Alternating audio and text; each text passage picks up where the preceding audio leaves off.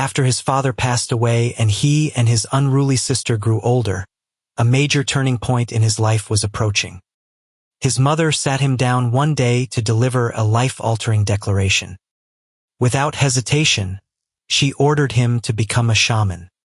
She insisted that he possessed the divine aptitude for it and that the gods were actively watching over him. The young man stood there bewildered, suddenly forced to confront a reality he never wanted. However, his mother quickly followed up with a chilling warning if he refused. She proclaimed that a catastrophic disaster would eventually strike him down if he defied his spiritual calling. From that moment on, she forced him to study an endless array of occult and religious doctrines. He was made to memorize everything from sacred Buddhist scriptures to obscure and bizarre magical spells. Having already envisioned a normal future for himself, he harbored no intention of submitting to her ridiculous demands. Driven by defiance, he threw himself into his schoolwork to build a conventional life outside her control. A full decade passed as he steadfastly worked toward his own goals.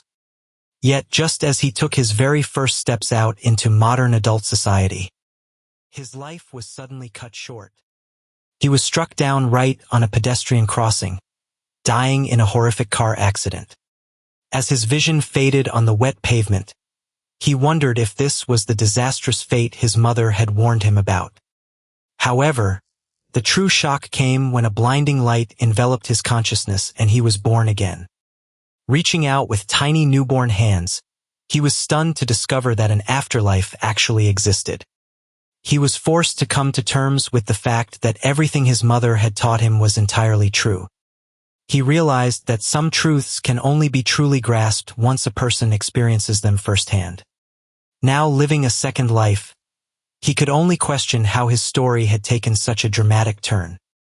With a sharp slam, a hand strikes down onto an ancient book resting on a wooden podium. Standing before a chalkboard, the long-haired young professor authoritatively announces that class is now in session. He instructs the class that they will pick up where they left off by covering the fundamentals of sigil activation. Having reincarnated into this strange fantasy realm, he muses over the incredible twist of fate that turned him into a professor at a magic academy. Meanwhile, snow gently falls across a grand, industrial city dominated by towering clock towers and smoking factory chimneys. Inside the bustling train station, steam fills the air as passengers prepare to board a massive locomotive. A courteous conductor greets traveling passengers on the platform, wishing them a pleasant journey.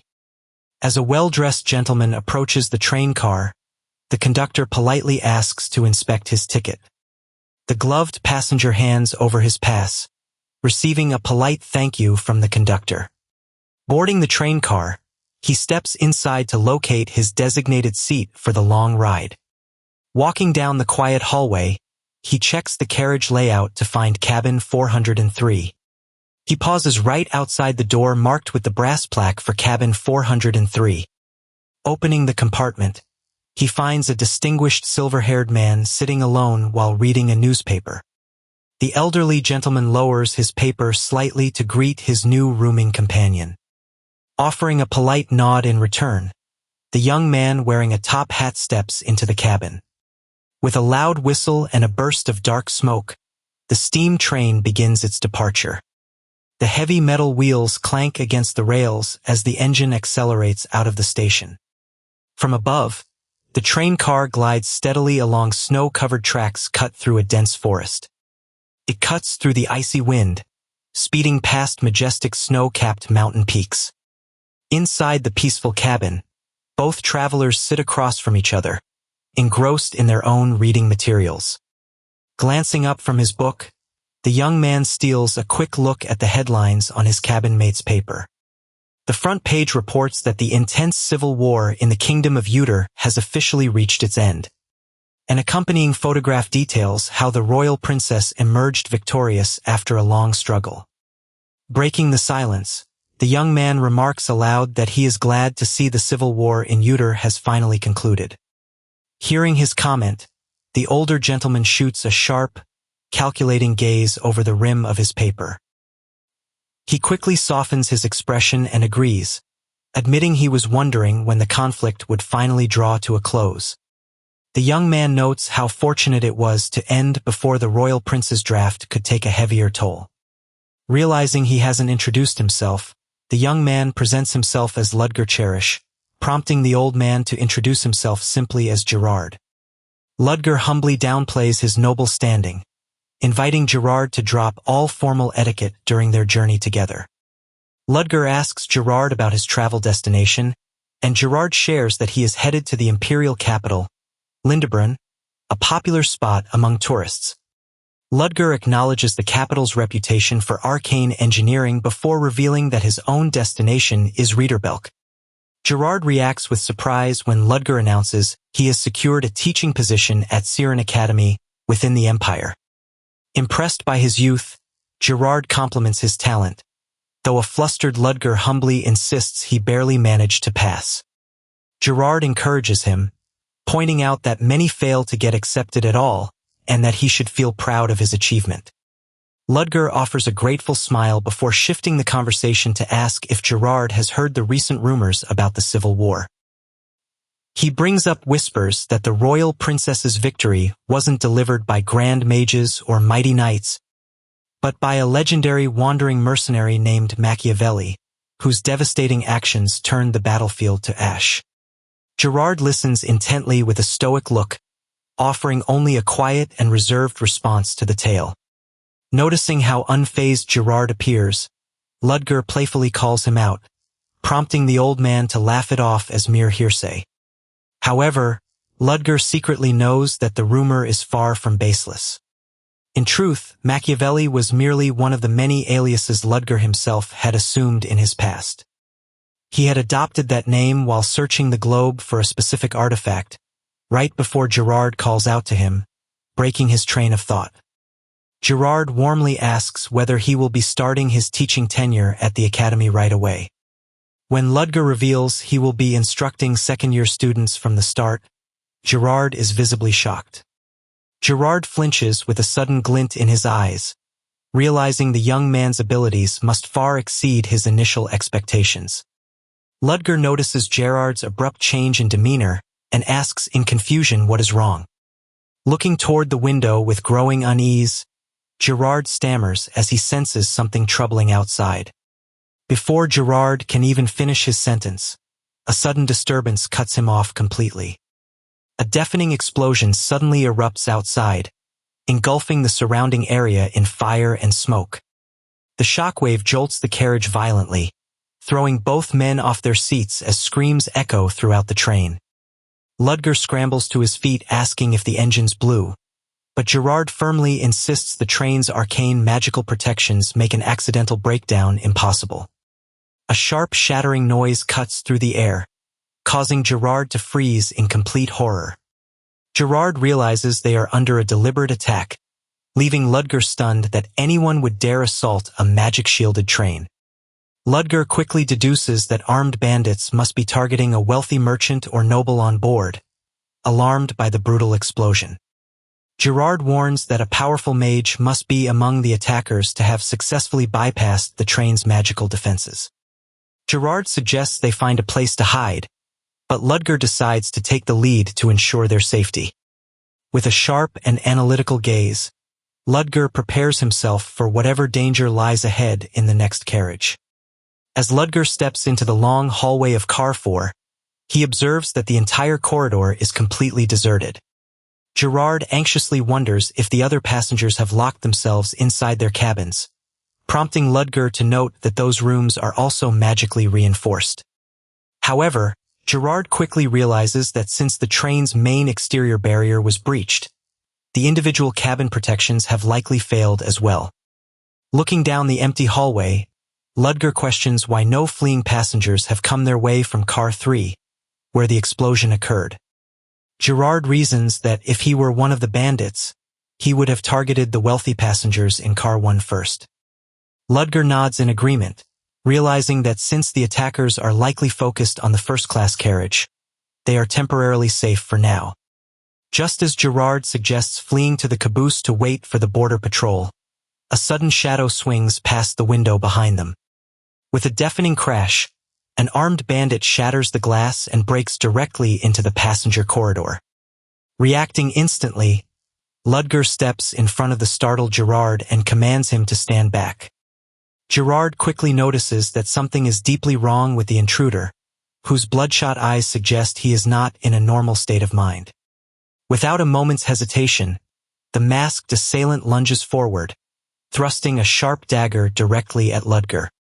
Ludger swiftly dodges the lethal strike, channeling a surge of crackling blue lightning magic to counterattack. With a precise and powerful discharge, Ludger unleashes an electric shock that blasts the attacker backward. The bandit collapses heavily onto the carpeted floor, completely incapacitated by the sudden magical defense. When Gerard anxiously asks if the intruder is dead, Ludger assures him that he only used enough magic to temporarily paralyze the man. Ignoring Gerard's warnings about the danger, Ludger steps closer to the fallen bandit to interrogate him. Standing over the paralyzed foe, Ludger points his cane downward with absolute authority. He coldly demands to know the true reason behind the violent assault on the train. The bandit can only groan in pain, struggling against the paralyzing shock coursing through his body. Instead of giving a straight answer, the masked man lets out a creepy, mocking chuckle. Unfazed by the defiance, Ludger's expression hardens as he demands that the intruder stop laughing and answer his question. Glaring with intense hatred, the crazed assailant spits out that all filthy nobles and mages like them deserve nothing but death. Before Ludger can act, the assailant yanks open his coat, exposing a chest strapped with high-grade explosives. With a sharp beep, the digital timer on the bomb ticks down to its final second. Ludger's eyes widen in sheer shock as horror sets in. A desperate scream echoes through the hall, urging everyone to get away from him. But it is too late, as a blinding fireball instantly engulfs the entire corridor in a violent blast. The catastrophic explosion rips straight through the side of the rushing train, sending flames and debris tearing through the air. Heavy smoke pours from the wreckage as the train continues clanking along the iron tracks. Struggling through the haze, the gray-haired man groans in pain on the destroyed floor. Coughing through the dust, he frantically looks around and checks to see if Ludger is all right. His eye widens as he realizes the sheer magnitude of the devastation around him. Looking up, he gazes down the ruined hallway, now exposed entirely to the freezing air. A massive section of the luxury train carriage has been completely obliterated into a gaping crater. Rubbing his face in disbelief, he mutters Ludger's name under his breath. Suddenly, he flinches as he senses something wrong with his skin. Reaching up, he feels the synthetic skin on his cheek melting and tearing away from the heat of the explosion. Annoyance flashes across his face as he realizes his elaborate disguise has been permanently ruined. Sighing in frustration, he laments how much of a fortune he spent crafting this disguise mask. Without hesitation, he grips the peeling edge and tears off the realistic mask in one clean pull. Underneath, his true face is revealed, sporting long dark hair and striking blue eyes. He internally groans, wondering why chaos and disaster always seem to follow him wherever he goes. Looking back at the spot where the nobleman vanished, he silently bids the real Ludger cherish a final rest in peace. Observing the destruction, he notes how impressive it was that the fanatic detonated the bomb despite being paralyzed. He concludes that these attackers were unhinged zealots targeting the train itself rather than simple thieves after loot. A panicked train conductor suddenly rushes into the corridor, shouting to check if anyone survived. Reaching the destroyed section, the conductor freezes in absolute horror at the gaping abyss left in the side of the train. The conductor claims that armed bandits attacked the train to reach Car 1, urging everyone to head toward the caboose. He frantically explains that passengers are currently being evacuated and tells the protagonist to head back as well. Without warning, the protagonist lunges forward and tackles the conductor to the floor, grabbing him tightly by the throat. The choked conductor panics in terror, desperately asking why he is suddenly being attacked. Looking down with a menacing glare, the protagonist asks if he really expected such a cheap act to work. He points out that ordinary bandits could never pull off a flawless ambush on a high-speed train in rough mountain terrain. Furthermore, it would be impossible for mere thieves to breach the powerful magical barrier protecting the train. With sharp, calculating eyes, he concludes that the attack could only succeed with an accomplice working from the inside. Pinned to the floor, the fake conductor grits his teeth as his entire cover story is completely exposed. Abandoning his terrified facade, the traitor's expression turns deadly serious as he glares right back. In a swift motion, he pulls out a concealed dagger hidden under his sleeve to strike. Before the blade can move, the protagonist catches his wrist instantly, neutralizing the surprise attack. Realizing he is hopelessly outmatched, the traitor scowls and demands to know who they are and what they want. Refusing to waste breath on answers, the protagonist locks him in a rear hold and forces him to walk forward. However, as they move through the corridor, the protagonist suddenly pauses after sensing something approaching. Hearing a terrifying sound echo through the hallway, his eyes widen in sudden realization of what is about to happen. Acting on instinct, he shoves the traitor directly into the open corridor ahead of him. A sudden storm of gunfire riddles the traitor's body, using him as a meat shield while the protagonist crouches safely. Covering his head, he realizes the enemy was prepared to ruthlessly eliminate their own insider if compromised. With a loud crash, the doorway shatters into pieces as heavy boots step over the fallen spy.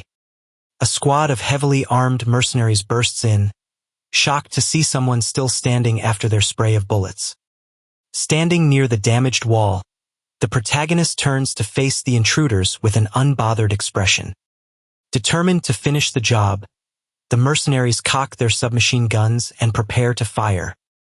The protagonist simply glances over at them, his eyes glowing with calm, lethal intensity. When the mercenary pulls the trigger, a harmless click echoes out, leaving the gunmen completely bewildered. The mercenaries desperately pull their triggers, but only harmless clicks echo through the corridor as their weapons completely fail to fire. One of the gunmen flinches in sudden realization, staring at the mysterious man before them with growing dread. With a sharp whip of his hand, a glowing golden gear-like magic circle begins to materialize over the protagonist's palm.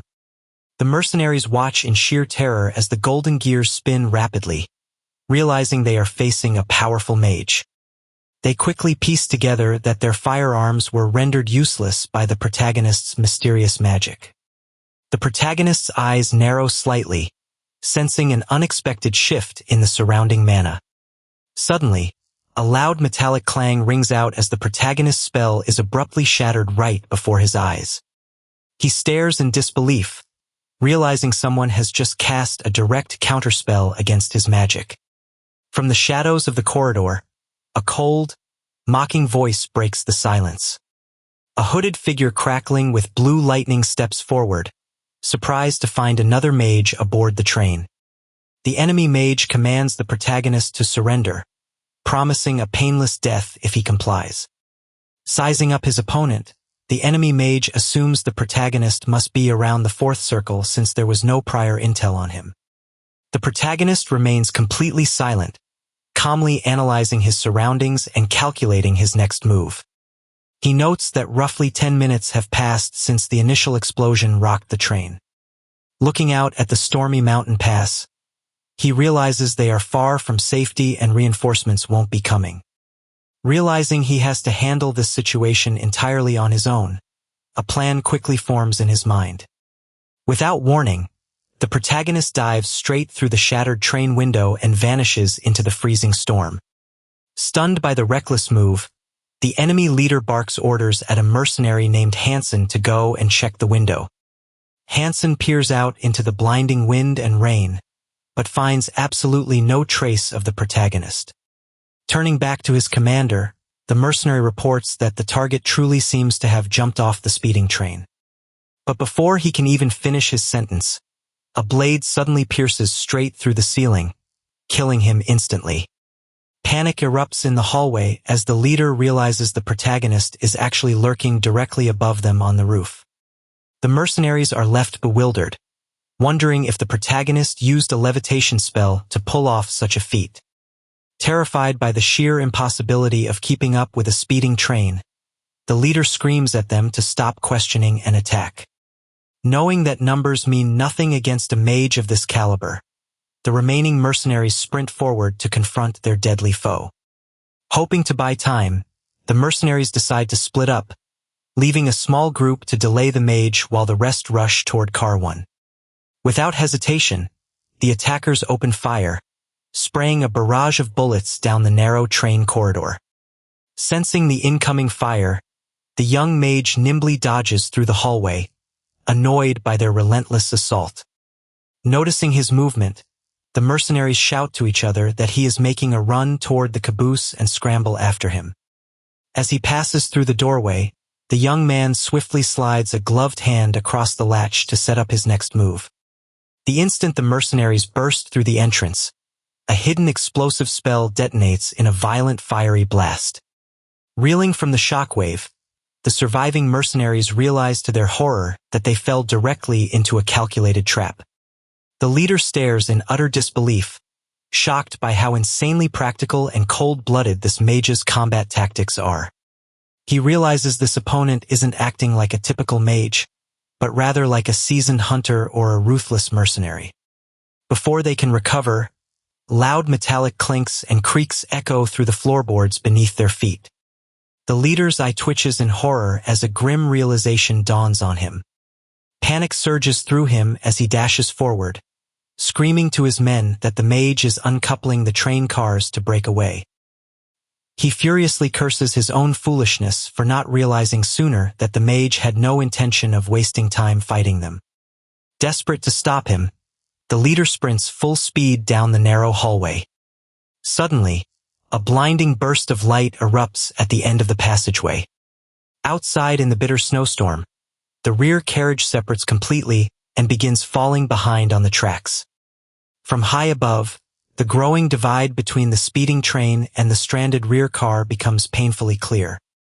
Left behind in the freezing wind, the leader lets out a rage-filled roar at their humiliating setback.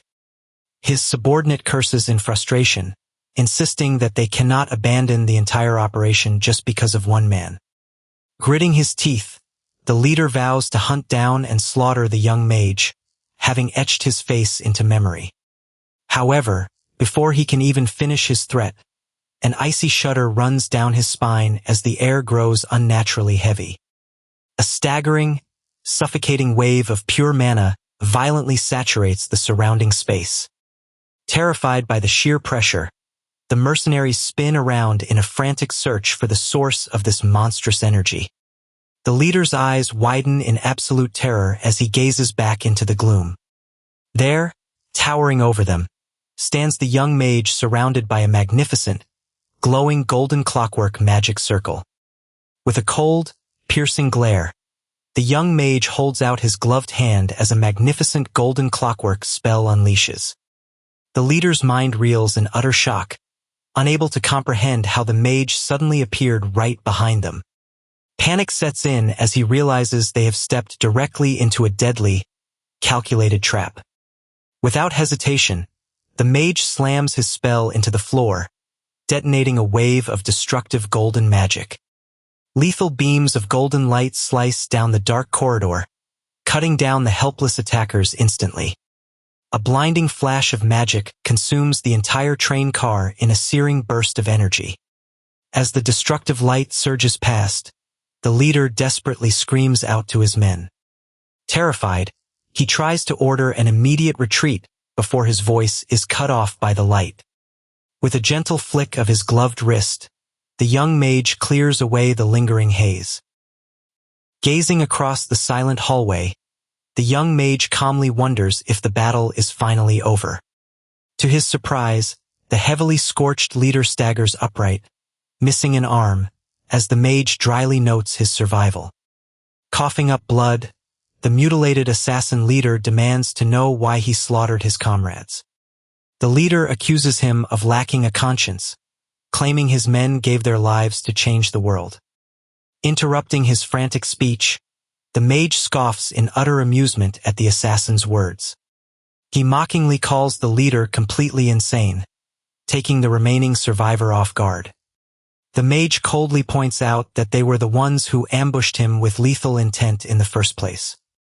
He asks what right a murderer has to preach to him about morality or changing the world for the better.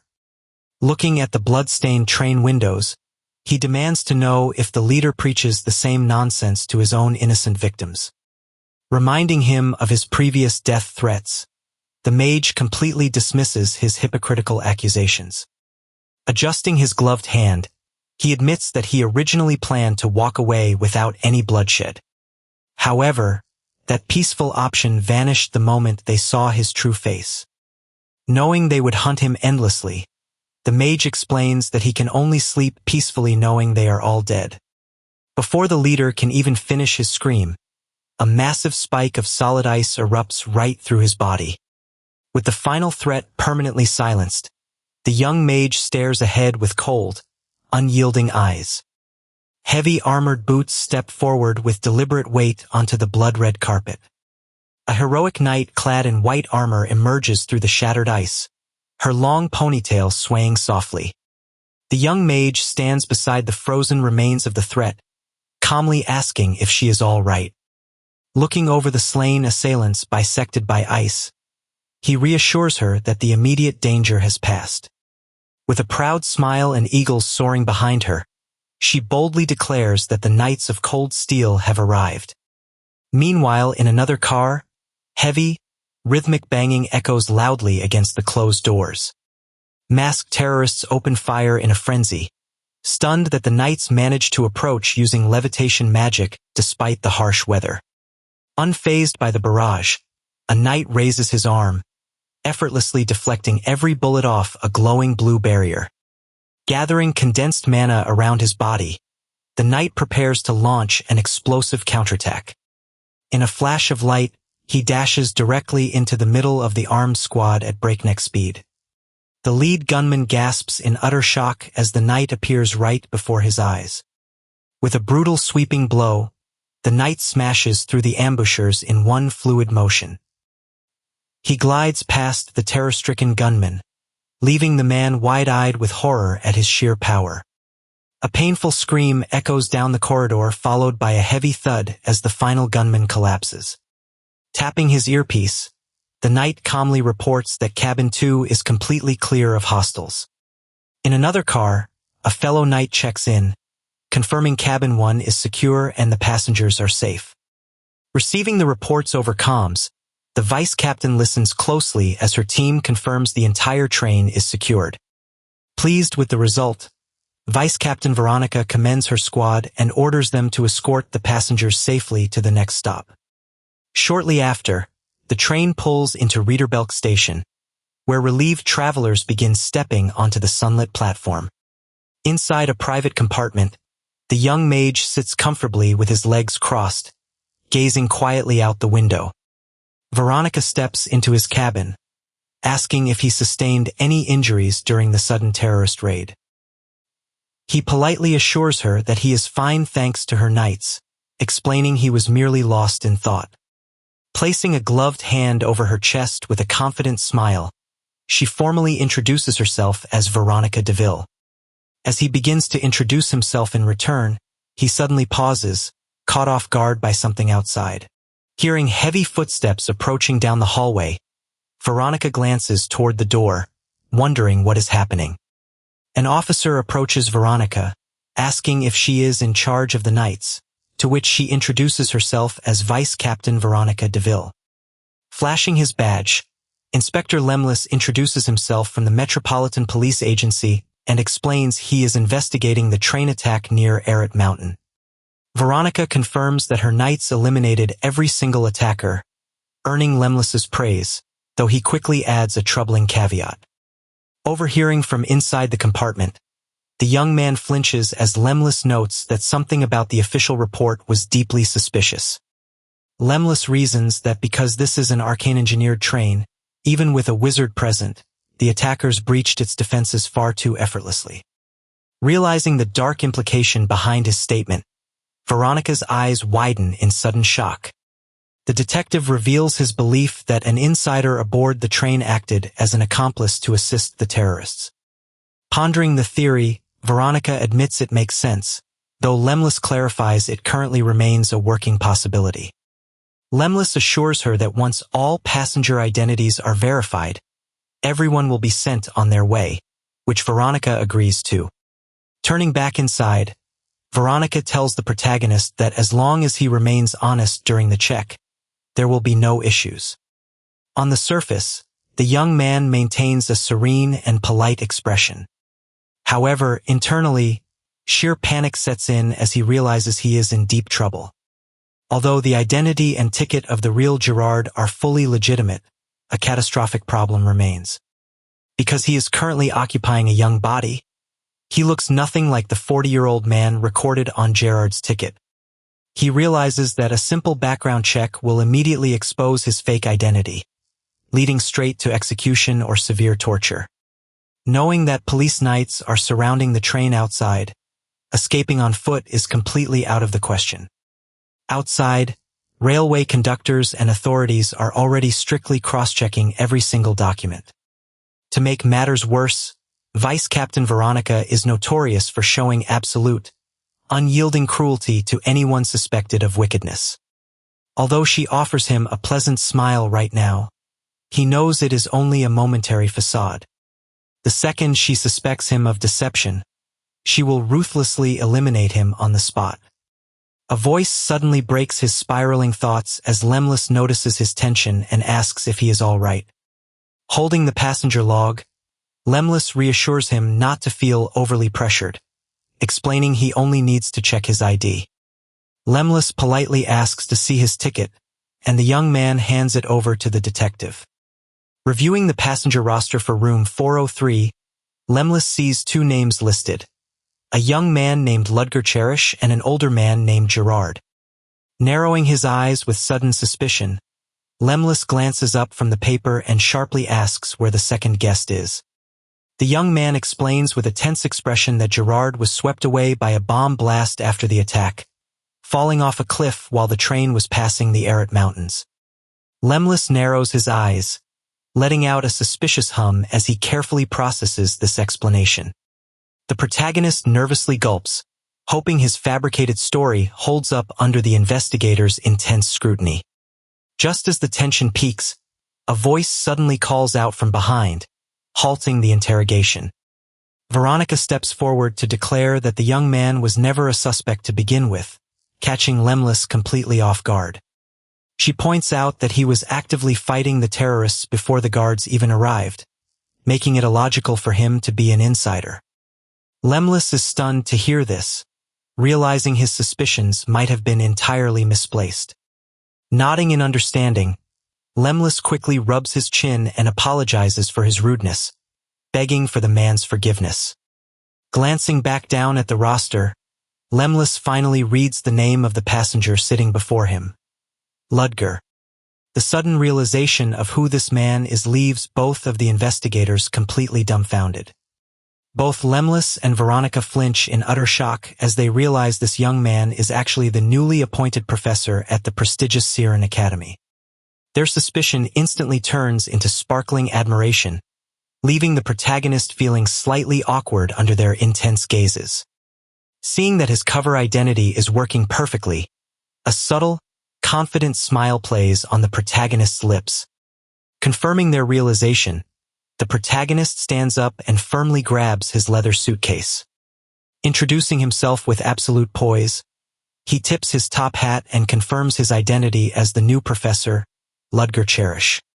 Outside the grand station, Lemlis apologizes once more, but the protagonist politely assures him that his journey was quite comfortable. When Lemlis insists on escorting him to Siren to honor someone shaping the Empire's future, the protagonist politely declines. In his mind, however, he bluntly rejects the offer, knowing that staying close to the authorities would only jeopardize his secret.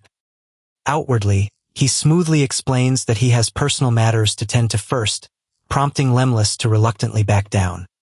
Bidding them farewell, He turns to Veronica and tells her that though their meeting was brief, it was a pleasure. Veronica beams with a warm smile, expressing her hope that fate will bring them together again. She stands silently in the plaza, watching as his tall figure slowly blends into the bustling city crowd. With steady, confident strides, the protagonist walks away from the station and his close call with the law. Under the vast open sky, he internally celebrates, ecstatic that he actually managed to pull off the ultimate deception. Looking back on the real Ludger Cherish, he silently apologizes to the deceased man, thanking him for inadvertently saving his life with this identity. Fortunately, the primitive camera technology of this world makes it nearly impossible to distinguish between his face and the real Ludgers in a photograph, cementing his disguise. Believing the worst of the danger has passed, he plans to lay low and quietly craft a brand new identity to disappear completely. But his relief is instantly shattered when a voice calls out the name Ludger Cherish, causing him to freeze in sudden panic. An approaching figure reveals they recognized him after spotting him speaking with the knights earlier at the station. The gentleman introduces himself as Wolford, an employee from Siren Academy who came to personally greet him out of concern over the train attack. Expressing his relief at the professor's safety, Wolford politely invites him to step inside the carriage so they can depart for the academy. Realizing he has no easy way out of this sudden encounter, he is forced to play along despite the mounting pressure. The carriage rattles down the cobblestone streets, carrying him toward a destination he never intended to visit. Sitting at the reins, Wolford guides a magnificent, steam-powered mechanical horse that propels them forward. Inside the carriage, he sits in silence, clasped hands resting against his face as he desperately calculates his next move. He internally panics, realizing that Siren Academy sending a personal escort is a massive complication, especially since his driver seems far from ordinary. Noting Wolford's imposing build and how stealthily he approached, he deduces that the old man must be a highly trained knight in disguise. Making a run for it now with a weak excuse would only trigger the knight's suspicion and lead to an immediate chase. He decides his safest option is to maintain the facade of Ludger Cherish and let the academy serve as his temporary shield. Since his original identity of Gerard is officially dead, he is essentially a ghost with no official existence to fall back on. Without a registered identity, he realizes that if he were to be captured or killed, no one in the world would even notice his disappearance. To survive, he must fully commit to the role of Ludger Cherish, biding his time until a perfect opportunity to escape presents itself. The carriage finally stops as the massive iron gates creak open, and Wolford announces their arrival at the academy. He gazes out at the breathtaking, sprawling campus of Siren Academy, a place of immense scale and grandeur. He is completely stunned by the sheer size of the academy, realizing it is far more massive than he ever anticipated. Wolford instructs him to leave his luggage behind, offering to lead him directly to the academy's president. The towering white spires of the main building loom ahead, showcasing the magnificent Gothic architecture of the institution. He walks alone down a colossal, empty hallway, the intricate floor patterns stretching out toward a set of grand double doors. Stepping up to the entrance, he introduces himself as Ludger Cherish, announcing that he has arrived for his requested meeting. He enters the grand office, finding himself face to face with the academy's president, who sits waiting for him at a desk bathed in light. Sitting beneath a shadow with her hands neatly clasped, a subtle, intriguing smile appears on the woman's face.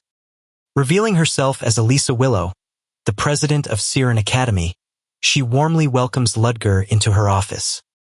Bright sunlight streams in through the grand, gilded arched window of the spacious room. As they face each other across the desk, Elisa inquires about his well-being after the terrorist incident, but Ludger calmly brushes it off as nothing serious thanks to the knights. She claps her hands together cheerfully, admitting she is just relieved her newest professor did not get hurt and ruin the academy's reputation. Listening to her blunt concern for the school's image, Ludger realizes that this woman is far from ordinary. He feels an odd, underlying sensation lingering in the room, and wonders if his instincts are playing tricks on him. Staring into her golden eyes, he internally questions whether the real Ludger had ever met her in person, or if she suspects his identity. However, Elisa immediately dispels his doubts by gushing about how handsome he is for their very first face-to-face meeting, letting him breathe a quiet sigh of relief. After he dryly thanks her for the compliment, she eagerly insists that the students will be thrilled to have him when classes start. Steering back to business, she reaches across the desk and presents him with an official document to make everything formal. As Ludger takes the paper, she outlines the 2-year contract terms along with provided room and board, while he secretly plans to resign as quickly as possible. But his eyes widen in shock the second he sees the staggering monthly salary offer of 30 imperial gold coins. Doing the rapid math in his head, he realizes that translates to tens of millions in common currency and an absurd fortune in his former world's money.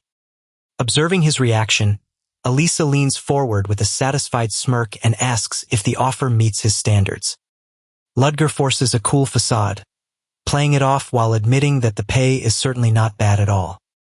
Inside his mind, however, he is screaming in joy over having hit the absolute jackpot. Covering his mouth to maintain a straight face, he reminds himself to stay grounded since such astronomical pay comes with terrifyingly high expectations. He worries whether he can truly hold his own amidst a sea of arrogant, genius professors waiting to judge him. Looking back at the president, he knows that turning down the job now would only make him look entirely suspicious. Realizing he has backed himself into a corner, he accepts that backing out is no longer an option. Reminding himself that deceit, posturing, and keeping composure are his true specialties, he confidently agrees to sign the deal.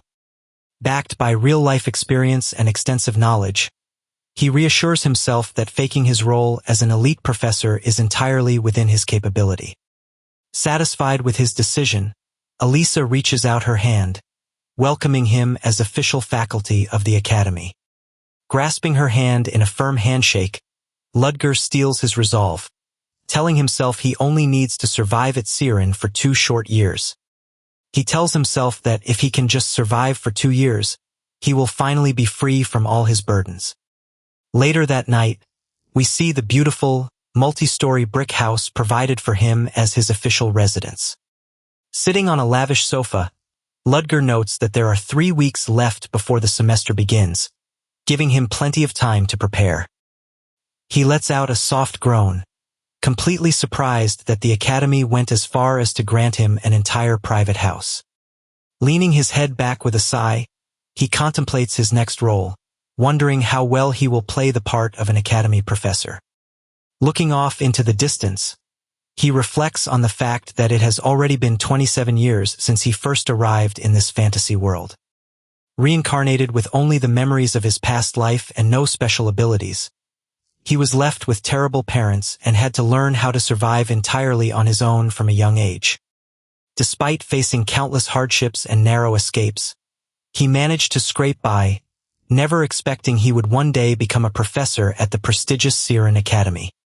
He reminds himself that this is merely a fake job, or rather, a position he was practically forced into accepting due to his circumstances. Still, he acknowledges that regardless of how it happened, he desperately needed a brand new identity to lay low. Fortunately, the real Ludger Cherish possessed the perfect background and conditions for him to easily conceal his true self.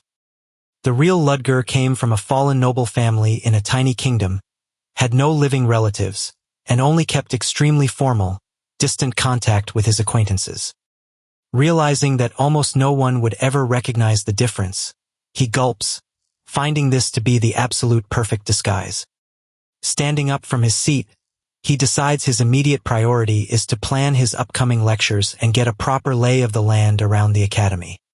Suddenly, a loud growl erupts from his stomach, reminding him that he hasn't eaten a single bite since the chaotic train incident. Deciding that his investigation can wait until tomorrow, he looks out at the starry night sky, wondering where the cafeteria is located. Sometime later, we find Ludger dressed in his elegant professor attire, sitting at an outdoor cafe while reviewing some paperwork over a cup of coffee.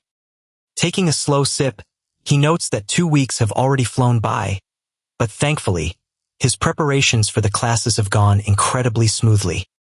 With only 1 week left before the semester officially begins, all that is left for him to do is execute his plan. Noticing other guests starting to arrive at the cafe, he decides it's time to head back and prepare for orientation, just as a hooded figure suddenly pulls up a chair. The hooded figure sits down and expresses great relief, mentioning how worried they were that something terrible had happened to him. Ludger freezes mid-sip, a drop of cold sweat running down his cheek, as he realizes he has been approached by someone from his dangerous past. The two sit in tense silence at the outdoor cafe, surrounded by empty tables on the quiet street. The hooded guest nervously asks why he has been completely out of touch for the past 2 weeks, revealing that the other members are highly curious about his moves as the First Order. Maintaining a cold, dark expression, Ludger quietly sips his tea, realizing that his attempt at a peaceful life is already being threatened by the secret organization he belongs to. Ludger calmly lifts his teacup, maintaining his composure despite the sudden intrusion into his quiet life. He coldly explains that he had matters of his own to investigate, internally realizing that this dangerous organization has indeed tracked down his exact location. To be more precise, they didn't come for him specifically, but rather for the identity of the man named Ludger Cherish.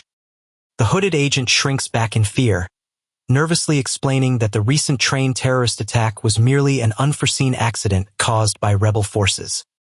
Ludger presses further, claiming he needed more details regarding Siren Academy, which catches the agent off guard since they had already sent him those files.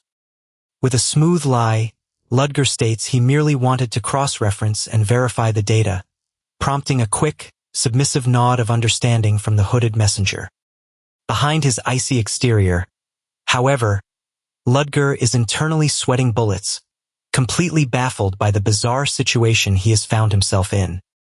Deciding to play along to avoid raising any suspicion, Ludger shifts the conversation and asks if the agent completed their assigned task. The agent proudly reveals that they successfully assassinated all of their targets at the academy and even eliminated a traitor within their own ranks, causing Ludger to silently flinch. The hooded figure describes the gruesome execution of the traitor in chilling detail, explaining how their limbs were ground up and fed to wild dogs. With a sinister smile visible under the hood, the agent declares it to be the absolute perfect end for anyone who dares to betray them. Hearing this brutal confession sends shivers down Ludger's spine as a terrible feeling of dread begins to wash over him. He places his teacup back down with a slight clatter, desperately trying to steady his nerves and keep his composure intact. The sudden noise of the cup hitting the saucer makes the hypersensitive agent wince in sheer terror. Believing she has offended her superior, she immediately bows her head in panic, apologizing profusely for not reporting the details sooner. Surprised by her extreme submissiveness, Ludger tells her to forget about it and asks why she requested this sudden meeting in the first place. When she mentions they hadn't heard from him in 2 weeks, Ludger cuts her off with a cold, intimidating question, asking if she thought she could act on her own during such a critical time. The terrified agent instantly cowers and apologizes again, only to be met with a stern command from Ludger to remain silent. Slamming his hand onto the table, Ludger harshly criticizes her highly conspicuous cloak, calling her choice of clothing offensive. He demands to know if she wants to draw unwanted attention, while internally confirming that she is indeed terrified of his every single movement. Watching her shake uncontrollably, Ludger realizes that she is absolutely petrified of the fearsome reputation of the real Ludger Cherish. Sighing deeply at the stress of it all, Ludger rubs his forehead and asks for an update on how many of their organization's members have gathered in the area. She quickly reports that 31 Third Order members and 7 Second Order members have successfully infiltrated their target locations. She adds that the other elite First Orders have already arrived and settled in, to which Ludger calmly replies that his inspection is complete and prepares to leave. The agent submissively accepts his departure, telling him he can simply join them at their designated meeting spot later, causing Ludger to briefly pause. The hooded agent's eyes widen in sheer panic under his glasses as he realizes he just made a grave slip of the tongue by suggesting Ludger could simply come to their meeting. Ludger slowly turns his head back, his icy gaze piercing right through the agent as he questions how someone of such low standing could dare speak to him in that manner. He demands to know if a mere low-ranking agent honestly believes they have the authority to order a first-order member like him to come and go as they please. Terrified out of his mind, the agent begins to shake and stammer out a desperate apology, but Ludger instantly cuts him off, refusing to hear any excuses. Ludger coldly asserts that he alone will decide when a rendezvous is necessary, making it clear he will only coordinate with those who are at his level or higher. Trembling from head to toe, the agent clutches his knees and asks in a shaky voice if Ludger is referring to the elusive Zero Order when he mentions someone of a higher rank. With a firm step forward, Ludger confirms his statement, warning the agent never to bother him with such trivial matters again unless the command comes directly from the Zero Order. As Ludger's footsteps fade into the distance, the agent can only watch his retreating figure in absolute awe and terror, completely overwhelmed by his commanding presence.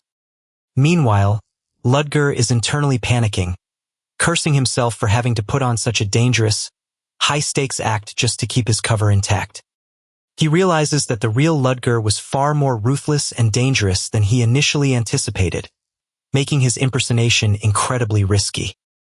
He desperately tries to piece together the clues, wondering what kind of assassination targets they were planning at the academy and what secrets they discussed with the traitor. The sheer absurdity and extreme danger of the situation weigh heavily on him, forcing him to realize how deep of a conspiracy he has stumbled into. Deciding that his priority is to escape this perilous encounter, he prepares to leave, but suddenly stops in his tracks as a new thought strikes him. He pauses for a second, realizing there is a crucial detail he might have overlooked regarding the communication between the real Ludger and the organization. A sudden wave of realization washes over him as he begins to connect the dots of the letters he found. He recalls the mysterious letters and wonders if, by some chance, there was a hidden pattern to their exchanges. He ponders what the real Ludger's protocol was for summoning the agents and how they were supposed to recognize his commands. He admits to himself that he had completely overlooked this critical detail, realizing he doesn't know the secret signal to call them. To cover his tracks, he asks the agent if he really needs to spell out the obvious, prompting a panicked gasp from the agent who quickly bids him farewell. Later, back in his room, he examines the letters on his desk, noting the bizarre details about a ruined family and a target with no living relatives. He looks over the profile of the youngest Fourth Circle mage who managed to become a professor at the prestigious Siren Academy. Clenching his fist in frustration, he curses himself for not being suspicious of the incredibly convenient circumstances surrounding this teaching position from the very beginning. It dawns on him that the reason the real Ludger's background and credentials seemed so flawlessly ideal was because the entire identity was a fabricated lie designed for this very infiltration. The real Ludger would never have been able to sneak into the academy under his actual identity, necessitating the creation of a perfect, untraceable persona. He concludes that all the letters exchanged back and forth were actually a clever cover, serving as a highly secure method for transmitting encrypted messages. Overwhelmed by the shocking depth of the conspiracy, he grabs his head in utter frustration, realizing the massive trouble he has just walked into. With a heavy thud, he collapses straight onto the floor, completely drained by the sheer weight of his new reality. Lying flat on his back amidst scattered papers, he laments his terrible luck, cursing the fact that he chose such a dangerously volatile identity to steal. As the pages of his notebook flutter, he begins to closely examine the strange, coded letters left behind by the original Ludger. Sitting back at his desk, he deduces that the letters were written in the obscure Quoden language, which explains why the sentence structures seem so incredibly awkward.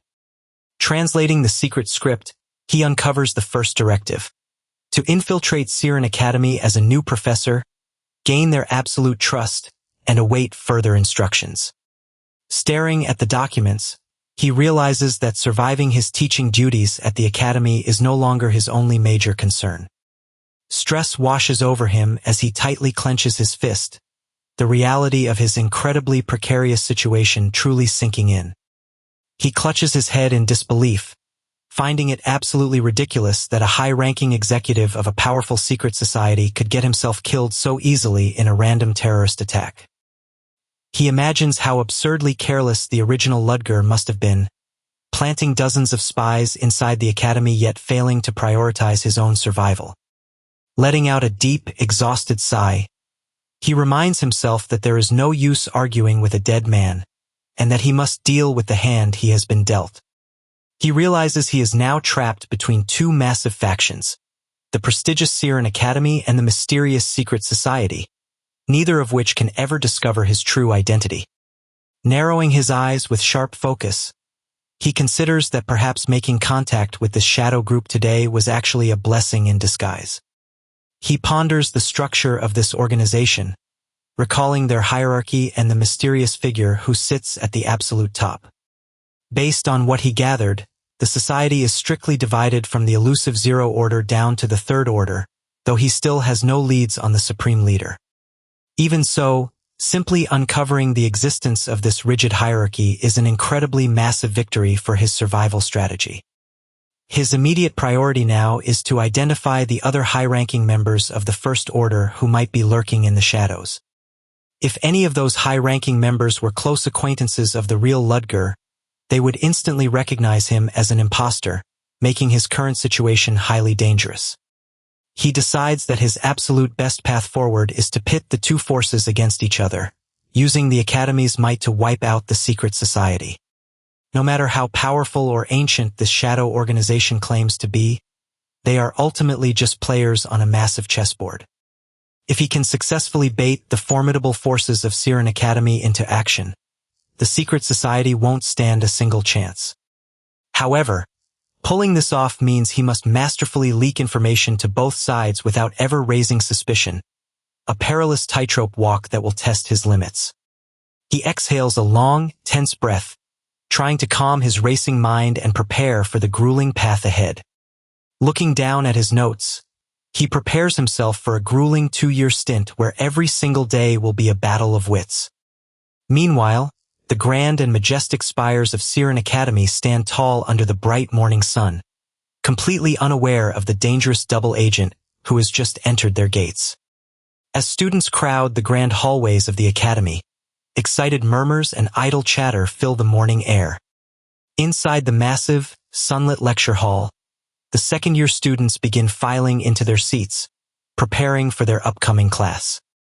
One of the students eagerly asks his peers if they have heard the latest rumors circulating through the academy. He reveals that a brand new professor has been appointed to teach the highly anticipated second-year course on materialization and element manipulation. Flora listens quietly as they gossip about how the previous professor was forced to resign in disgrace after being utterly outskilled by a student in front of the entire class. Her blonde classmate whispers that the gossip is clearly about her, but Flora quickly brushes it off, claiming she didn't do anything extraordinary. Flora defends her actions by stating she was merely pointing out a flaw in the former professor's technique, though her friend still finds the situation incredibly daunting. Meanwhile, other students discuss the impressive credentials of their new instructor, noting his background as a former military officer and his numerous published works. However, one student leans in with a smug grin, ready to drop a piece of juicy gossip about the new teacher's background. He reveals the shocking truth that this highly decorated new professor actually hails from a disgraced, ruined family.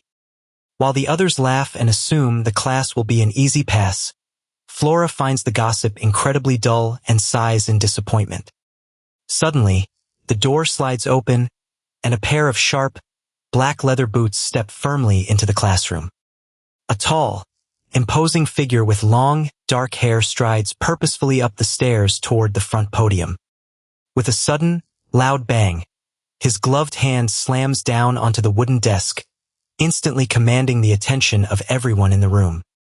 Looking out over the silent hall, He coldly introduces himself as their new professor, Ludger Cherish. His piercing, glowing blue eyes sweep across the rows of students, sending a chill through the entire room. Feeling the heavy pressure of his gaze, several students flinch and gulp nervously, instantly regretting their earlier mockery. Standing tall with his hands behind his back, Ludger notes that while they are still in the course registration period, he has an important announcement to make. He explains that his course will transcend mere theory, focusing heavily on the actual practical applications of materialization magic. When he adds that first-year students are also welcome to enroll in this advanced class, a wave of confused murmurs ripples through the desks. Raising a hand to silence the chatter, Ludger assures them that despite opening the doors to younger students, the standard of his lectures will not be lowered. From the crowd, a hand shoots up as a student boldly asks why he would even consider allowing first-years into such a high-level course. The question comes from an elegant, blonde-haired student who stares up at him with an intense, questioning gaze. Recognizing her face from somewhere in his memories, Ludger calmly responds that as an educator, he believes all students deserve an equal opportunity to learn, regardless of their grade level. Undeterred by his answer, she sharply notes that if he fails to explain the concepts properly, it will be impossible for any of them to truly understand. Ludger boldly declares that spoiling the surprise wouldn't be any fun, challenging her to attend his next lecture if she truly wants answers. Before wrapping things up, he decides to leave the entire room with one final, chilling warning. He makes it clear that being a new professor doesn't mean his class will be an easy pass, sending a wave of anxiety through the students. With a terrifyingly cold gaze, he promises to make anyone who underestimates him deeply regret their complacency. He outright tells them that if they want an easy ride, they should simply stay far away from his classroom. Internally, however, Ludger is secretly hoping his harsh words will scare them away, as fewer students would make his teaching job much easier. He reasons that the prideful second-years would hate sharing a room with freshmen, especially after being told how brutal the curriculum will be. Satisfied with his intimidating speech, Ludger concludes his introduction and asks the silent hall if anyone has any questions. The students are left whispering in awe, wondering if his intense aura stems from his military background and his rumored status as a fourth circle mage. Though curiosity burns wildly within them, the sheer pressure in the room makes them hesitate. No one dares to raise their hand, completely paralyzed by his overwhelming presence. Amidst the terrified crowd, one blue-haired student simply smirks, seemingly amused by the new professor's performance. Seeing that the entire class has been effectively silenced, Ludger officially brings the opening ceremony to a close. He turns and walks out, his steady footsteps echoing down the grand hallway. Once alone, Ludger admits to himself that he didn't expect such absolute silence, hoping someone would have at least asked a basic question about him. While it's safer for his hidden identity that they didn't pry, he laments that all the fake background answers he prepared went completely to waste. Suddenly, a paranoid thought crosses his mind, making him wonder if the students were actually ignoring him to show disrespect. He begins to overthink, worrying that he might have been far too harsh and ended up deeply wounding their pride instead of just setting boundaries. His train of thought is abruptly cut short when he senses someone approaching him. He passes by two students who immediately freeze up, completely terrified by his mere presence. Another student quickly scurries out of his path, desperate to avoid making eye contact with the scary new professor. The entire hallway falls dead silent as students part like the Red Sea just to let him walk through. Ludger realizes with a shock that his fears were completely wrong. They aren't looking down on him. They are absolutely terrified of him. Just then, a cheerful voice calls out to him, asking if he is indeed the newly appointed professor, Ludger Cherish. She introduces herself as Selena, a fellow rookie professor who is delighted to finally make his acquaintance. Ludger politely greets Selena but gets straight to the point, asking how he can assist her, which catches the nervous rookie professor off guard. Fidgeting slightly under his gaze, Selena musters up the courage to ask if he has had lunch yet. The scene shifts outside to a magnificent sunlit academy building where more introductions are taking place. A jovial man named Brino introduces himself as a golem magic teacher, while a confident woman named Merida explains she teaches charms and visions. Ludger introduces himself as the materialization professor, wondering if this gathering is just a friendly icebreaker for the new staff. When Merida flatters him by calling him handsome, Ludger politely thanks her, unaware of the hostile glare coming from a blue-haired man nearby. This glasses-wearing man stares intensely at Ludger, a sharp spark of magical energy flashing in his eyes. Sensing the heavy gaze, Ludger calmly looks back to analyze the source of this sudden hostility. The man quickly turns his head away with a cold, dismissive motion. Merida leans in to whisper that the arrogant man is Chris Benamor, a proud noble who looks down on commoners like them. Glancing at the group, Ludger notes that the new professors consist of one nobleman, one member of a ruined family, and 3 commoners. He reminds himself that regardless of social status, all of them are highly capable experts in their respective magical fields. However, this realization brings a dark thought. One of these seemingly innocent colleagues could secretly be a high-ranking member of the Black Mountain. The vague clue about the spy arriving early leaves Ludger groaning in frustration, unable to trust a single person around him. Meanwhile, Chris Benamor scoffs, loudly declaring that he has no interest in staying around any longer. Walking away from the courtyard, Chris snidely tells them not to drag him down with their commoner antics. He pauses to direct his sharpest, most venomous glare directly at Ludger. Chris warns Ludger not to show off, reminding him that he is nothing more than a fallen nobleman from a ruined house. Merida is left deeply annoyed by the noble's blatant disrespect, but she tells Ludger not to let the insults get to him. Ludger assures her he is perfectly fine, prompting Merida to suggest that the rest of them head out for lunch together. As they walk toward the grand dining hall, Ludger finds comfort in the simple fact that he won't have to eat his first meal alone. Later that evening, a quiet, crescent moon rises over the dark towers of the academy, casting a peaceful glow. Suddenly, a brilliant blue magic circle activates on a wooden desk, humming with mystical energy. As the light intensifies, a secret message begins to transmit, discussing the rumors surrounding the mysterious Ludger Cherish. A hand taps the glowing screen as the files reveal his fabricated achievements, listing him as a brilliant fourth circle military mage and cryptid hunter. Looking at the glowing magical terminal, the student can't help but wonder if all those incredible rumors about the new professor are actually true. Clenching their hands in determination over the glowing interface, they realize they cannot allow the First Order's class to be ruined under any circumstances. They tap the screen, resolved to recruit as many students as possible to sign up for his lecture. Word quickly spreads among the student body, raising eyebrows as first years realize they are actually allowed to register for this advanced course. Believing they have absolutely nothing to lose, many decide to take the plunge and sign up. When the first day of class finally arrives, a firm step echoes down the hallway. Ludger walks toward the lecture hall, wondering how many students actually remained after his intimidating warnings. He is confident his class will be empty, since he specifically warned them that his course would be a total landmine.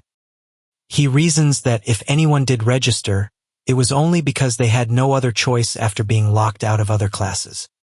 Sliding the door open, he expects to see 30 students at the absolute most.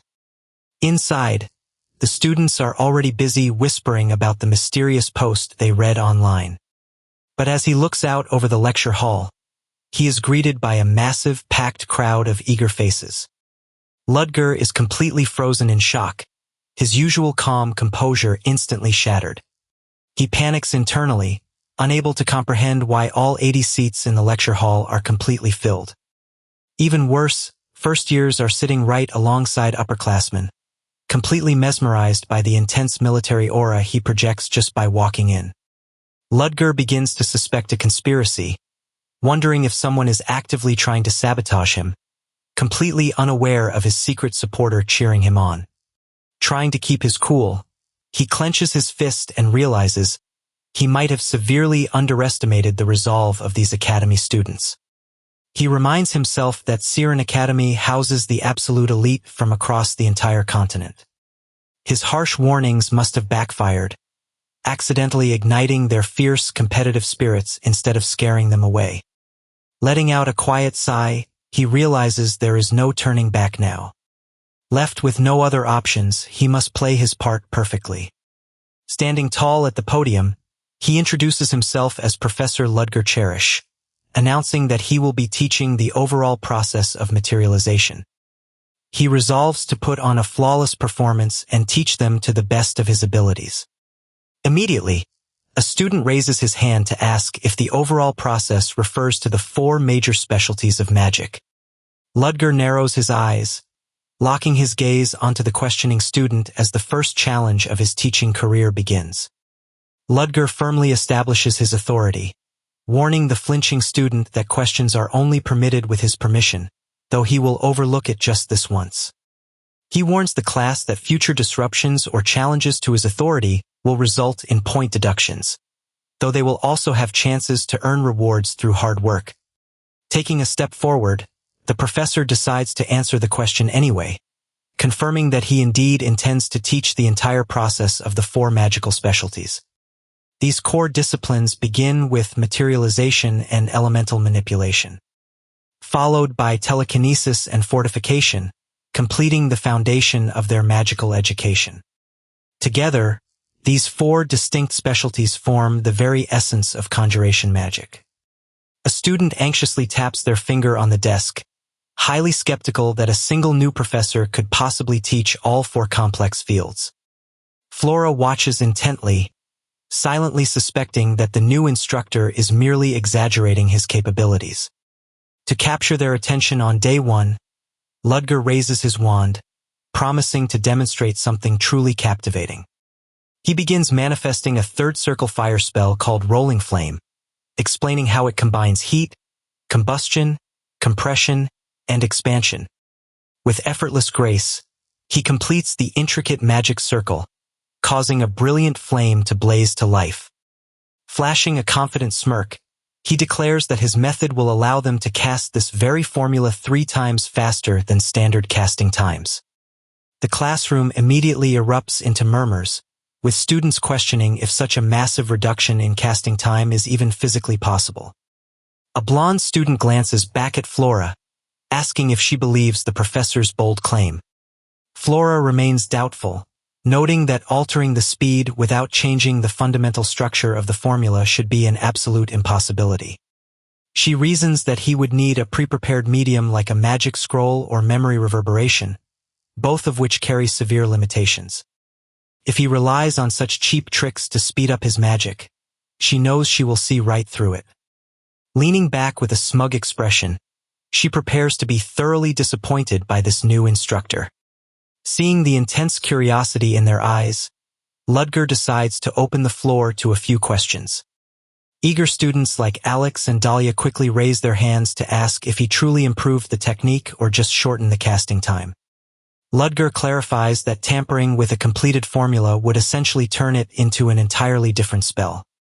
Instead, he raises his fist to emphasize that his goal is to accelerate the manifestation speed while keeping the original formula completely intact. A voice calls out to him, breaking the brief silence in the lecture hall. Flora raises her hand high, flatly declaring that what he is proposing is completely impossible. Ludger silently locks his gaze onto her, meeting her challenge with a cool, unshakable stare. Raising her hand high, Flora introduces herself as a second-year student named Flora Lumos, preparing to voice her objections. She looks the new professor dead in the eye, flatly declaring that his proposition is completely impossible while Ludger stares back in silence. The classroom immediately erupts into hushed whispers, with students realizing Flora is finally speaking up and predicting that the new teacher is already dead meat. Ludger calmly retorts that while he didn't ask for comments, he is curious to hear why she believes it cannot be done. Flora explains that reducing a formula's casting time requires repeated practice and proficiency, accusing the professor of claiming to do the impossible. She firmly states her disbelief in his claims, while Ludger listens intently with his hand resting on his chin.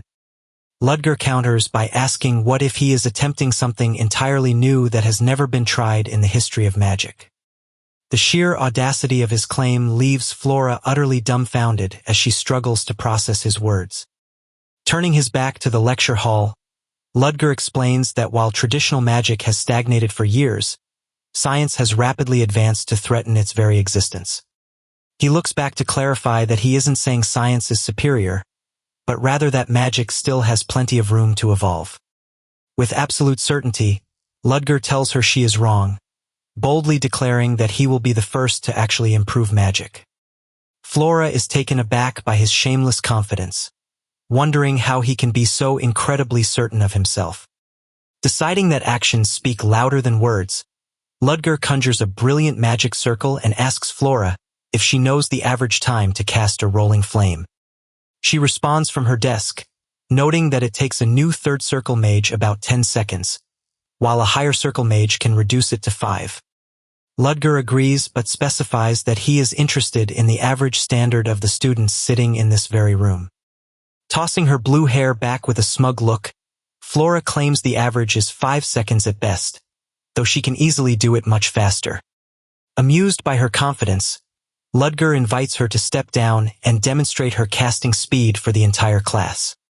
Accepting the challenge without hesitation, Flora pushes off her desk to make her way down. Standing before the class, Flora draws her wand, sparking a flash of fire on the wooden floor. A swirl of intense orange flame begins to rapidly gather and spin into existence. With a dramatic flourish, Flora raises her wand and instantly conjures a blazing, intricate magic circle. The surrounding students murmur in absolute awe, amazed by her incredible speed and praising the genius of the Lumos family. Ludger checks his pocket watch, noting that she managed to manifest the flame in a mere 4.78 seconds, an incredibly fast time for a second year. While Ludger admits her execution was flawless, Flora turns back to him with a smug expression, acting as if it was effortless. But her pride is instantly shattered when Ludger coldly declares that 4.78 seconds is still far too slow. Ludger points out that even the record for a third circle mage is a mere 4.41 seconds, which is still painfully slow, while Flora tries to save face by claiming she could easily beat that with some practice. But Ludger shuts her down instantly, clarifying that he wasn't calling her slow. He was calling the legendary 4.41 second record itself completely sluggish. The classroom erupts into quiet murmurs as the students question if their professor is actually serious, wondering just how fast he could possibly cast it. Telling them to watch closely, Ludger calmly raises his wand to demonstrate the true way to utilize the rolling flame. With a swift flick of his wrist, a beam of light shoots out of his wand in the blink of an eye. Flora watches in confusion, realizing that the movements he's making don't match the standard casting technique for the spell at all. But before she can even process it, a massive, brilliant magic circle bursts into existence with a blinding flash. The entire lecture hall is left completely dumbfounded, unable to comprehend the sheer speed of the manifestation. Chaos erupts in the stands as the students shout in disbelief, realizing he completed the entire high-level technique in under a single second. Flora stands frozen, her mind racing as she realizes there was absolutely no preparation process before the spell manifested. Unfazed by their shock, Ludger asks if they were paying attention and offers to show them the process one more time. Once again, he points his wand forward, initiating the spell with absolute precision. Instantly, the blazing magic circle erupts once more, illuminating the entire room in a brilliant glow. A heavy silence falls over the classroom as the students stare at the sheer impossibility of what they are witnessing. Seeing their stunned faces, Ludger notes internally that the arrogant look in his students' eyes has finally changed. He clicks his pocket watch, casually revealing that his cast took a mere 0.24 seconds, shattering the previous world record. He acknowledges that his casting method must have looked bizarre, admitting that his initial technique wasn't actually the rolling flame itself. He explains that he used a highly advanced method, a specialized technique designed specifically to prepare another technique. The students whisper among themselves, completely baffled by the concept of a technique meant to assist another technique. Ludger simplifies it, explaining that he merely input his specific magic values to receive an instantaneous output. He compares his method to a blueprint that directly utilizes the biological hardware of the casting mage. In this system, the mage's mana acts as the data being consumed, while the spell technique serves as the running program. This program ultimately manifests the software, which is what people commonly understand as magic. He officially introduces his revolutionary concept, calling this foundational system the source code. Flora is left completely paralyzed with shock, wondering who this mysterious professor actually is, and how he could possess a form of magic she has never even heard of. The professor directly asks Flora if he has finally answered her question, and she can only manage to squeeze out a submissive confirmation as she stands frozen in place. He doesn't let her off easy, coldly pointing out that she rudely interrupted his lesson simply because she couldn't handle being confronted with knowledge beyond her understanding. When he demands to know if she agrees with his harsh assessment, Flora clenches her jaw in deep frustration but has no choice but to admit that he is right. Staring her down with an intense, piercing gaze, the professor declares that because she directly challenged his authority, she must now face the consequences of her actions. To the shock of everyone present, the professor sentences Flora Lumos to receive 10 harsh penalty points for her insubordination. The classroom instantly erupts into worried whispers, with her classmate Cheryl looking on in absolute disbelief that someone as prestigious as Flora is actually being penalized. Flora bites her lip in humiliation, her face cast in shadow as she struggles to hold back her mounting rage and embarrassment. Whipping around with a sharp turn, she begins to march back up the steps to her seat under the watchful eye of the instructor. However, just as she begins her retreat, the professor speaks up once more to deliver an unexpected twist. He acknowledges that the rolling flame technique she demonstrated earlier was absolutely perfect, and decides to reward her with 10 positive points to offset her penalty.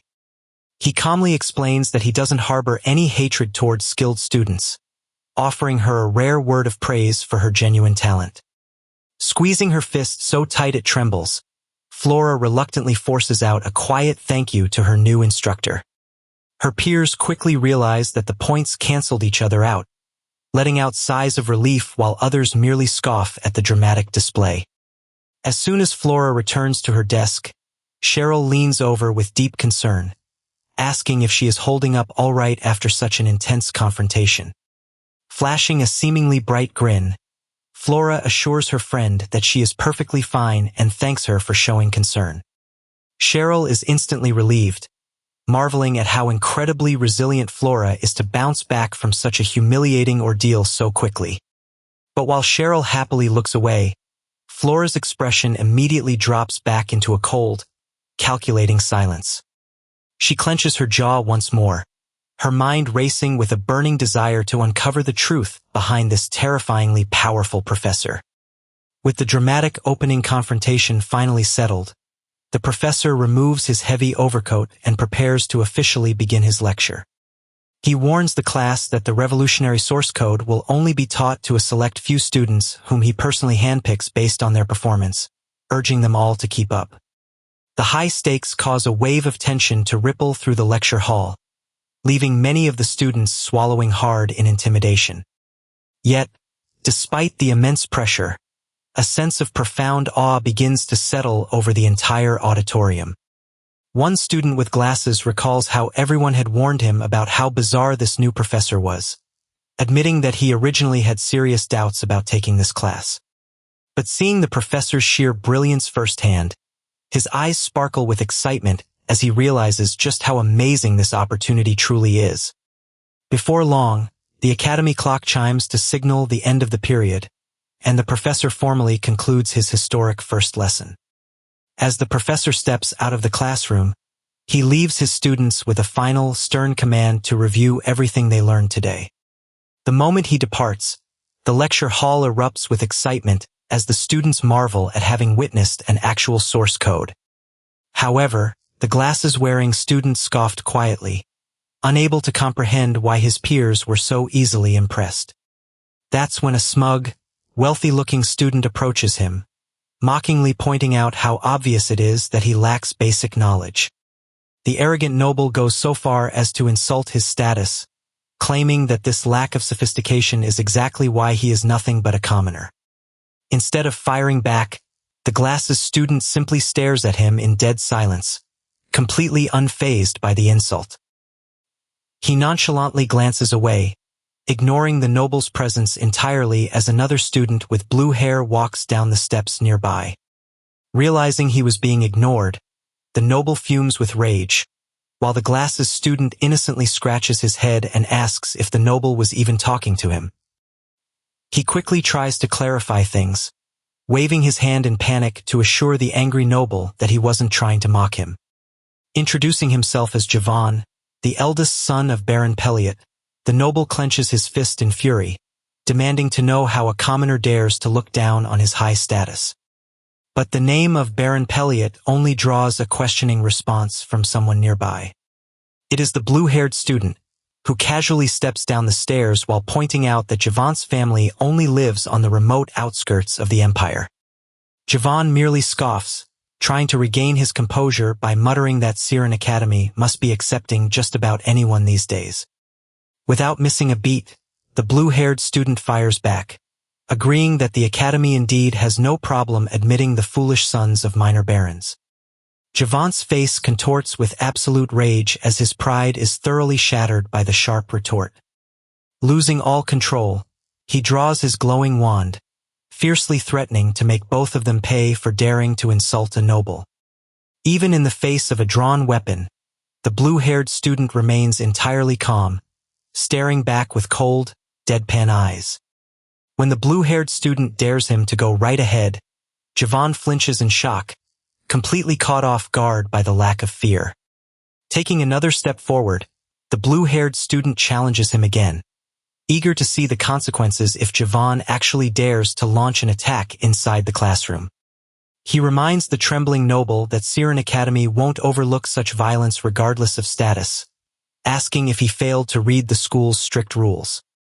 Pointing around the room, he advises Javan to keep his voice down, especially since there are still plenty of other students watching them.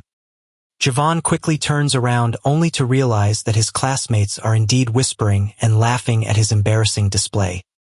Flustered and utterly humiliated, he turns on his heel to storm off, leaving them with a weak, parting threat to wait and see.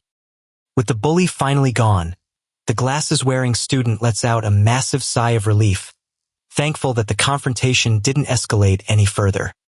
He offers a warm smile to his savior, thanking him for the help before introducing himself as Aiden. Introducing himself as Leo, the blue-haired boy shrugs off the gratitude, explaining that he simply cannot stand nobles who abuse their high status. Instead of taking the warning seriously, Aiden beams with admiration and praises him for being such a nice person, which only serves to irritate Leo. Annoyed by the overly friendly response, Leo decides he has had enough of the conversation and prepares to make his exit. Aiden quickly calls out for him to wait, but Leo points out that he doesn't even know where he is headed. Holding up his textbook, Aiden points out that they are actually heading to the exact same alchemy class next. With a heavy sigh, Leo reluctantly gives in and tells Aiden he can do whatever he wants. As they walk together, Leo advises Aiden to be much less obvious in the future, leaving the glasses-wearing boy completely puzzled.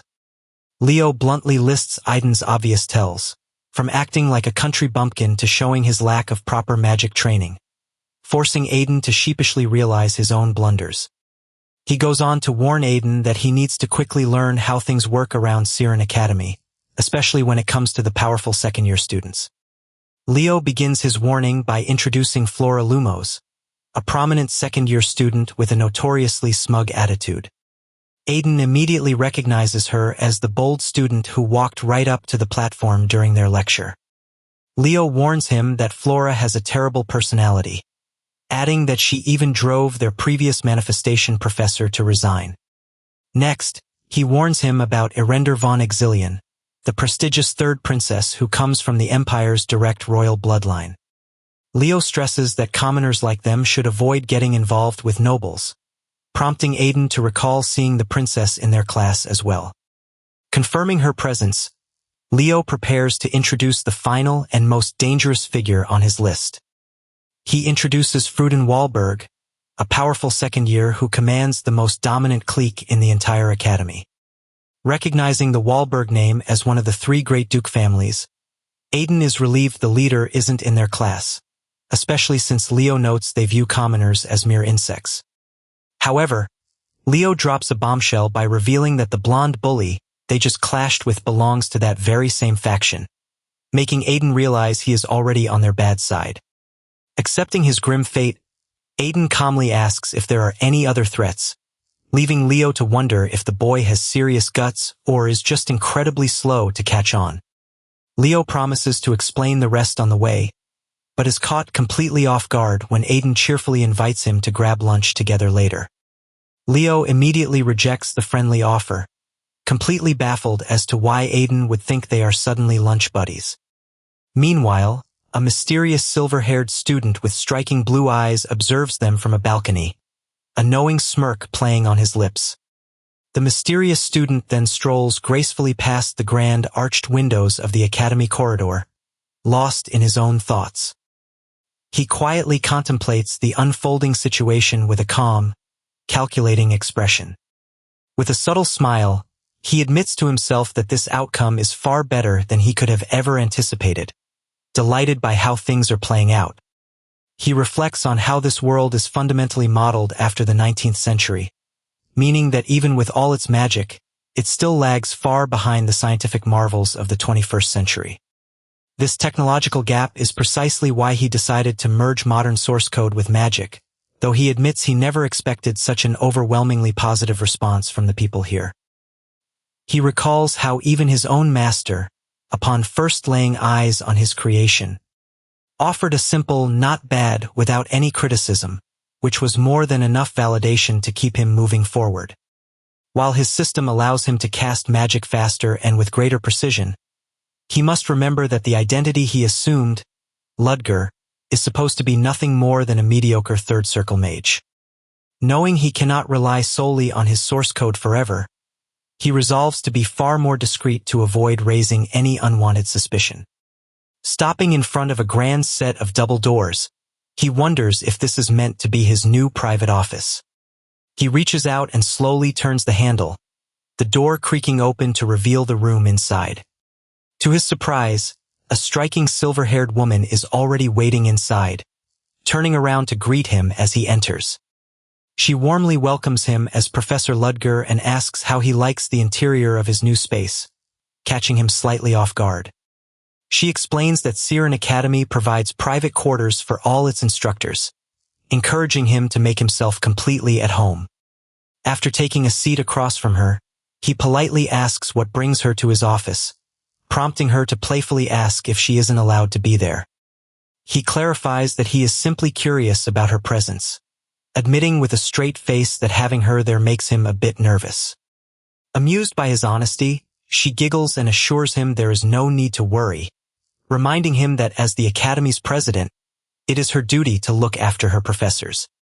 However, her playful demeanor shifts slightly as she casts a sharp, calculating glance in his direction. Ludger can't help but feel a strange sense of unease creeping over him every single time their eyes meet. She pouts, complaining that his reaction was far too calm and that she had hoped to startle him more, though he insists he was actually quite shocked. Internally, he fumes, thinking that running into a literal ghost in the dead of night wouldn't have been as heart-stopping as finding her waiting right behind the door. She mentions that all the other new professors were utterly startled by her surprise visits, revealing that he is the final stop on her rounds. He finds himself questioning not only her bizarre habit of visiting every new hire, but also why he was specifically left for last. A sudden, chilling thought strikes him as he looks at her knowing smile. Could she possibly know his true identity? He reasons that no matter how hidden a secret society claims to be, the head of an institution like Siren would undoubtedly catch wind of any suspicious elements within her academy. The terrifying question looms in his mind. Does she already suspect him of being a spy? He internally panics at the sheer unfairness of it all, lamenting that while he holds a high rank in a secret society, he doesn't actually align with their goals at all. Breaking his train of thought, she brings up a rumor about him accepting freshmen into his class, which he calmly confirms by explaining he doesn't believe in separating students by grade level.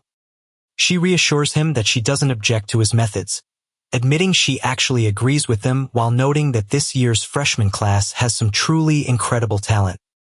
She mentions that some of these new students even wield irregular magic, to which he replies that he only recently received the student list himself as his hand reaches for the documents. She warns him that the princess is also enrolled this term, advising him to ensure no incidents occur, not to give her special treatment, but to avoid any diplomatic trouble. Hearing about the princess's presence immediately catches Ludger off guard, causing a cold sweat as he realizes the stakes just got much higher. Flashing a bright, encouraging smile, she tells him that she expects great things from him as Professor Ludger. Standing up from her seat, she expresses relief that his first class went so smoothly, noting that the glowing student evaluations have completely eased her worries. In a rare moment of politeness, Ludger offers to pour her a cup of tea, which she happily accepts with a cheerful thank you. However, she politely declines the offer as she opens the door, explaining that she has too much work piled up but appreciates the gesture nonetheless. With a final parting word, she expresses how much she looks forward to working alongside him as the door shuts behind her. Outside the office, she pauses for a silent moment, her hands still resting on the brass door handle as she contemplates their interaction. Waiting in the corridor, her trusted associate Wolford immediately asks for her assessment of the new professor. He directly questions whether they can truly place their trust in this mysterious Professor Ludger. Walking down the spacious hallway, she honestly admits that she still doesn't have a definitive answer. She explains that while she keeps a close watch on anyone she finds suspicious, she hasn't managed to dig up any concrete evidence on him yet. Wolford smiles, admitting he had hoped her personal involvement would speed up the investigation into the man's background. She chuckles softly, acknowledging his point as she brings a finger to her chin in deep thought.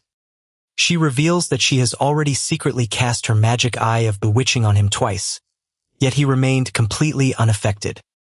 She calculates that as a mere fourth circle mage, he shouldn't have possessed the mental defenses to resist her spell, let alone show absolutely no reaction. This leads her to the terrifying conclusion that he must have resisted her hypnotic gaze through sheer, unyielding willpower alone. A smirk plays on her lips as she thinks to herself what an incredibly fascinating man this new professor is. With a terrorist train attack and a secret society lurking within the academy's walls, she resolves to stay highly vigilant and let nothing slip past her. She begins to wonder if the entire train disaster was actually a massive cover-up designed to hide something far more sinister. Specifically, she suspects it might have been the perfect, chaotic opportunity to swap one identity for another. Glancing back at her companion, she asks Wolford for his own thoughts on this highly suspicious situation. Wolford admits he isn't entirely sure yet either, but he is absolutely certain that this new professor is far from ordinary. The president warmly reassures Wolford that she completely trusts his sharp judgment of character, even if he claims it is just an old man's gut feeling. Still, with Ludger's true motives remaining a mystery, they both agree it is best to keep a close eye on the new professor for the time being. Meanwhile, back in his office, Ludger collapses onto his sofa, letting out a massive groan of pure exhaustion from the stress of the encounter. He realizes that the unexpected private meeting with the academy president was nothing short of a tense, thinly veiled interrogation. Shaking off his anxiety, he reassures himself that he hasn't done anything to get caught, deciding it's time to focus back on his work. As he reviews the student files, he notes that one of the exceptional students belongs to the Lumos family, a highly influential ducal household. He suddenly worries if this powerful student might use her family's immense status to pressure him over their previous confrontation. However, he quickly dismisses the fear, hoping that the extra points he awarded her as a peace offering will keep her satisfied. Flipping through the documents, he acknowledges the president's words about the sheer number of incredible talents enrolled, including a magic tower prodigy and an imperial princess. But as he turns to the next profile, something unexpected catches his eye, causing him to pause in surprise. He finds himself staring at the profile of a young, bespectacled boy rumored to be a user of highly unusual irregular magic. Tapping his leg anxiously, Ludger can't shake the nagging feeling that this particular student looks incredibly familiar to him. Deciding not to overthink it, he flips the page, confident that the memory of where they met will eventually come back to him. Either way, he knows he must remain highly vigilant. As the president's prying questions prove, he has yet to earn her trust. A dangerous alternative crosses his mind as he wonders if it might actually be more beneficial to align himself with the secret society. He recalls how a mysterious girl addressed him as First Order, realizing she must have known the real Ludger's appearance before the tragic train incident. This meant she had simply assumed Ludger used his disguise magic to alter his physical form. If the original Ludger truly was a legendary master of disguise and infiltration, it would explain why she accepted his new face without a second thought. He quickly shakes his head to dismiss the idea, knowing that getting involved with such a ruthless organization offers absolutely no guarantee of survival. With a heavy sigh, he resolves that his best path forward is to simply play the part of a perfect teacher, just as a sudden knock on his door interrupts his thoughts. Opening the door, Ludger is greeted by a nervous staff member who hands him a slip, which turns out to be a patrol ticket. The messenger confirms it is Ludger's turn for guard duty today, reminding him of a clause he vaguely recalls seeing in his employment contract. Before Ludger can even complain, the anxious messenger quickly bids farewell and dashes down the hallway. Left alone with the paper, Ludger can only stare at it in resignation, realizing he has no choice but to go on patrol. As night falls over the Grand Academy, he quietly hopes for a peaceful shift, completely unaware of the strange magical disturbances beginning to crackle in the darkness. Inside the Academy's massive training hall, students gather to practice their spellcasting and hone their combat skills. Having her authority challenged, the noble girl looks on in complete disbelief. Placing her hands on her hips, Lady Dwynma furiously demands that the girl repeat her words. Unfazed, the commoner firmly asserts that the training hall is a public facility open to all students. She turns the argument back on the noble, suggesting that Dwynma leave if she finds her presence unbearable. Dwynma sneers with pure arrogance, offended that a mere commoner would dare talk back to her. The silver-haired girl reminds her that the academy makes no distinctions based on noble bloodlines or status. Flipping her golden hair, Dwynma and her companions mock the commoner, claiming those rules are just lies to spare her feelings. Surrounded by laughing nobles, the girl realizes that attempting to reason with them is entirely hopeless. Clenching her teeth as Dwynma demands a groveling apology, she accepts that words won't change their mind. Choosing to ignore the ridiculous demand, she calmly turns her back to walk away. Dwynma fumes with anger while her lackeys laugh, furious at being dismissed by a commoner. Unable to accept being ignored, Dwynma's hand tightens around her magic wand. Lashing out in rage, she draws a magical emblem in the air to launch an attack from behind. A deadly bolt of magic shoots across the hall, aimed straight at the unsuspecting student. Her own companions wince in shock, alarmed that she would cast an offensive spell inside the hall. Hearing the surge of energy behind her, the silver-haired girl suddenly turns around. She stares in panic as the lethal magic hurtles directly toward her with no time to dodge. Shielding her face, she readies herself for the destructive impact. However, the dangerous attack completely fizzes out into harmless residual sparks. Furious that her spell was nullified, Dwynma spins around to find out who dared to interfere. A stern voice echoes across the training grounds, questioning her out-of-line behavior. Dwynma breaks into a cold sweat as the voice scolds her for turning a training session into a brawl. The commoner girl looks up in surprise as the authority figure dismisses Dwynma's attack as entirely pathetic. Standing atop the stairs, a professor lowers their wand, disappointed by the chaos on the very first day of term. Looking down from the stairs, the professor cold-heartedly declares that Siren Academy seems to be nothing more than a joke to them. The silver-haired girl gasps in surprise upon recognizing Professor Ludger, while anxious whispers immediately spread among the surrounding students. Descending smoothly with magical wind swirling around his boots, he notes that a simple fight might be forgiven, but this was an unprovoked, one-sided attack. Dwynma arrogantly argues she was protecting the natural authority of nobles, but Ludger lands heavily and sharply interrupts her. Looking down with piercing dark eyes, he sternly reminds her that every single student at Siren Academy is treated as an equal. Dwynma flinches in rage as he cold-bloodedly warns her that nobility of blood will not grant her special treatment here. Turning on his heel, Ludger commands her to follow him immediately, leaving Dwynma grunting in frustrated defeat. Deeply humiliated, Dwynma clenches her teeth while her face darkens with pure malice. Unable to contain her fury, she screams after him, calling him nothing more than a disgraceful, fallen noble. Dwynma gasps in sudden terror, instantly realizing the taboo severity of the insult she just blurted out. Her green-haired noble companion falters back in fear, stammering out her name in complete disbelief at her outburst. The silver-haired commoner girl swallows hard, sensing the sudden, bone-chilling drop in atmosphere. Ludger freezes mid-step, his face hardening as a deadly silence grips the entire hall.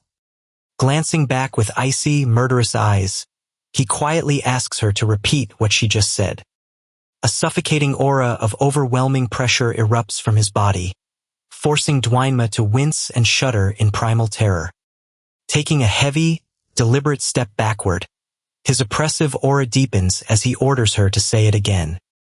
Dwynma trembles uncontrollably against the crushing pressure, her pride instantly crumbling into terrified stutters.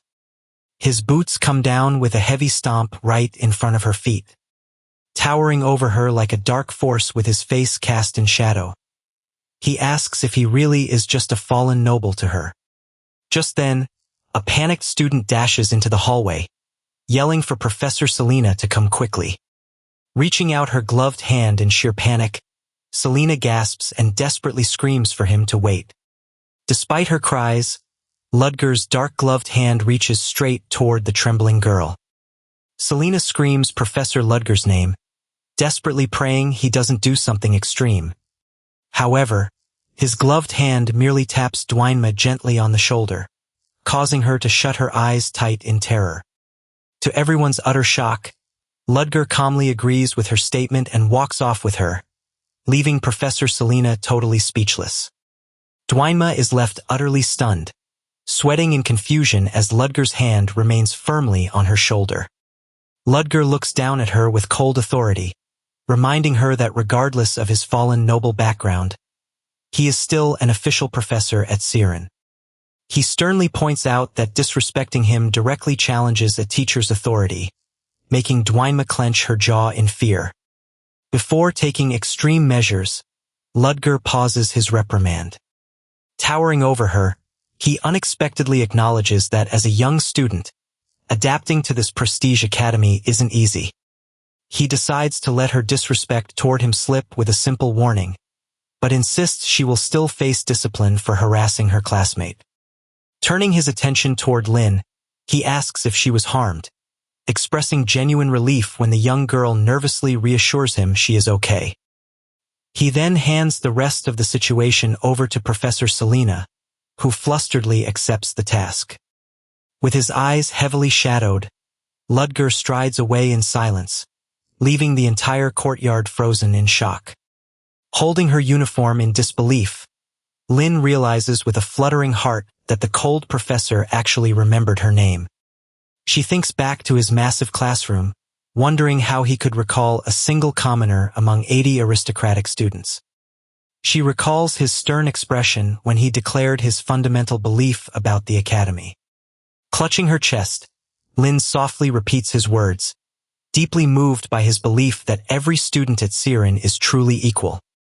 A gentle smile spreads across her face as her initial terrifying impression of him completely dissolves.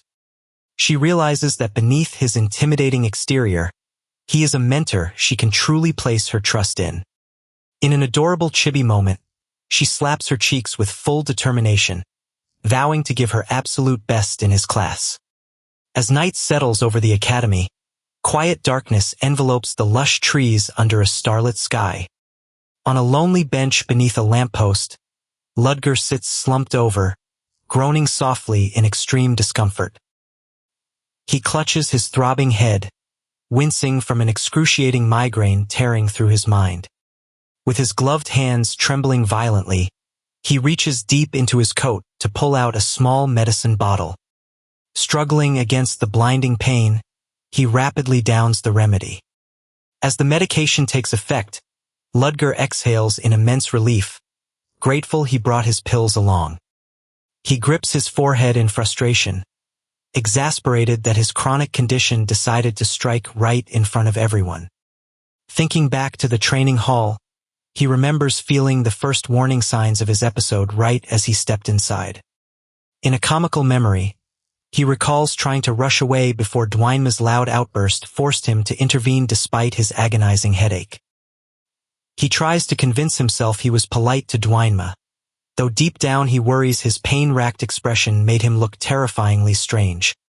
Looking down at his empty potion bottle, he realizes he just took his last dose, which will only keep his severe headaches at bay for 5 days at most. Sitting alone on a park bench, he worries that any unexpected magical strain could trigger his condition sooner. Yet borrowing an official lab to brew more medicine would leave an unwanted paper trail. Knowing his situation is growing dangerously precarious, his gaze sharpens with urgency. He resolves that he must establish contact with his external network as quickly as possible. The next day arrives with clear blue skies framing the lush green grounds of the academy. Later on, a sudden question about a werewolf breaks the peaceful morning atmosphere. Sitting at the dining table, Ludger looks at his fellow professors with a calm, skeptical expression as he asks if that is truly what they are discussing. The cheerful Professor Selena brightly confirms the rumor, insisting that a werewolf is indeed the hot topic around campus. She recounts how students traveling late at night reported spotting a menacing, dark figure prowling across the moonlit rooftops in the thick fog. Ludger dryly dismisses the story as nothing more than a typical urban legend, prompting Selena to respond. However, when Selena mentions that there have also been sightings right here within Siren Academy, Ludger's interest is piqued. With a solemn expression, Selena explains that bizarre magical incidents are common here, asking if he has ever heard of Siren's infamous 7 ghost stories. Ludger plainly admits he has never heard of them, leaving Selena astonished by his complete lack of interest in school folklore. When Ludger dryly notes that she sure knows a lot about ghost stories, Selena visibly flinches behind her cheerful smile. Flustered, Selena frantically waves her hands to insist she only researches these myths to connect with students, completely unaware that Ludger was genuinely trying to compliment her. Ludger has to tell her to calm down as she desperately tries to salvage her professional image. Stepping in to save her colleague, Professor Annette shifts the topic, mentioning the impressive rumors surrounding Ludger's very first lecture. Both women lean in with eager curiosity, excitedly bringing up his revolutionary magic manifestation technique known as source code. Suddenly, the entire dining hall falls dead silent as the surrounding professors quietly eavesdrop on their conversation. While Selena pats her flushed cheeks in embarrassment, Annette directly asks Ludger to confirm if the rumors about his magic are true, to which he calmly nods. Learning that the miraculous technique is real, Both female professors express absolute amazement at such an impossible feat. All across the dining hall, neighboring faculty members turn around and covertly glance in their direction, completely captivated by the news. Feeling dozens of eyes suddenly locked onto him, Ludger glares back with a hint of suspicion. Annette points out that news of his incredible spellcasting speed has already spread throughout the academy, making him the center of everyone's intense curiosity. Taking a calm bite of his meal, Ludger quietly listens to the chatter surrounding his exceptional spellcasting speed. When the fellow professors suggest he patent his groundbreaking magic at the magic tower, Ludger casually dismisses the idea. In reality, he knows that applying for a patent without powerful backing is just an invitation to get robbed. Setting his fork down, he decides to keep his magic quiet unless someone powerful from the magic tower reaches out first. To make matters worse, envious colleagues like Chris Benamor are already shooting murderous glares at his back. Shifting his focus to private business, Ludger turns his mind toward an intriguing rumor regarding a werewolf. Later that night, a calm silence falls over the town under the bright glow of a full moon. Waiting alone in a secluded dark alleyway, Ludger mutters to himself that his contact is running late. Deciding not to waste any more time waiting in the dark, he takes a step forward to check his surroundings. Suddenly, a massive furry beast creeps out from the shadows, stepping quietly onto the cobblestone path. Without warning, the dangerous creature lunges aggressively, aiming its razor-sharp claws directly at Ludger. With effortless grace, Ludger swivels his body to the side, letting the beast's attack slice harmlessly through thin air. In a flash, Ludger plants his foot firmly onto the ground to execute a swift counterattack. He slams the beast hard into the paved floor, causing it to crash with a loud groan of pain. Looking down at the fallen attacker, Ludger coolly asks if keeping him waiting was all just for a stupid joke. Lying flat on his back, the monster snickers in defeat, complaining that Ludger never acts surprised for once. Setting his playfulness aside, the creature gathers his strength to get back up. Pushing himself off the ground, the beastly figure rises and familiarly greets Ludger as his brother. A faint smile appears on Ludger's face under the moonlight as he warmly welcomes back his loyal subordinate, Hans. Ludger remarks that Hans is still causing trouble wherever he goes, demanding to know why he looks like a giant beast. Gritting his sharp teeth in frustration, Hans groans that he certainly didn't choose to get turned into this monstrosity. Hans explains that he was unexpectedly attacked and bitten by a small pet dog carried by a lady earlier. As Ludger chuckles behind his hand at the absurd situation, Hans angrily fumes that his weird bad luck must be a curse. The truth of the matter is that Hans possesses a truly unique and bizarre bodily condition. Whenever any animal bites him, Hans involuntarily transforms into a muscular, half-human version of that creature, whether it is a cat or a fluffy Pomeranian. Asking if his companion brought the cure, Hans is handed a glowing green syringe while still stuck in his muscular wolf form. Without hesitation, Hans stabs the needle into his arm, relieved that he won't have to wander around looking like a beast. As the green antidote surges through his veins, Hans's body trembles as his furry traits begin to dissolve back into human flesh. Still shaking off the lingering effects, Hans admits he would have suffered indefinitely without Ludger, noting how this situation mirrors their very first encounter. He recalls their bizarre first meeting when he was transformed into a giant werewolf chihuahua, chuckling over how close Ludger came to killing him before they talked it out. A brief message reminds them of Ludger's newly adopted identity as Ludger Cherish. Rubbing his neck in relief, Hans realizes that this was the exact name Ludger had written in his recent letter. Now fully human again, a shirtless Hans cracks his neck in disbelief, asking how Ludger managed to pose as a professor at Siren Academy. He demands to know what kind of insane circumstances forced Ludger into taking on such a fake persona. Late into the night, uncontrollable laughter echoes through the quiet alleyways between the city buildings. Hans bursts into hysterics over Ludger's quick-witted lie, while Ludger dryly replies that he simply did what was necessary to survive.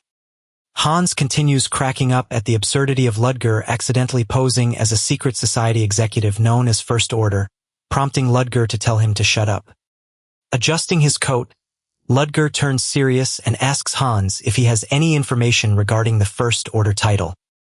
Hans puts a finger to his chin, recalling underground rumors about mysterious new players operating in the shadows under grand titles.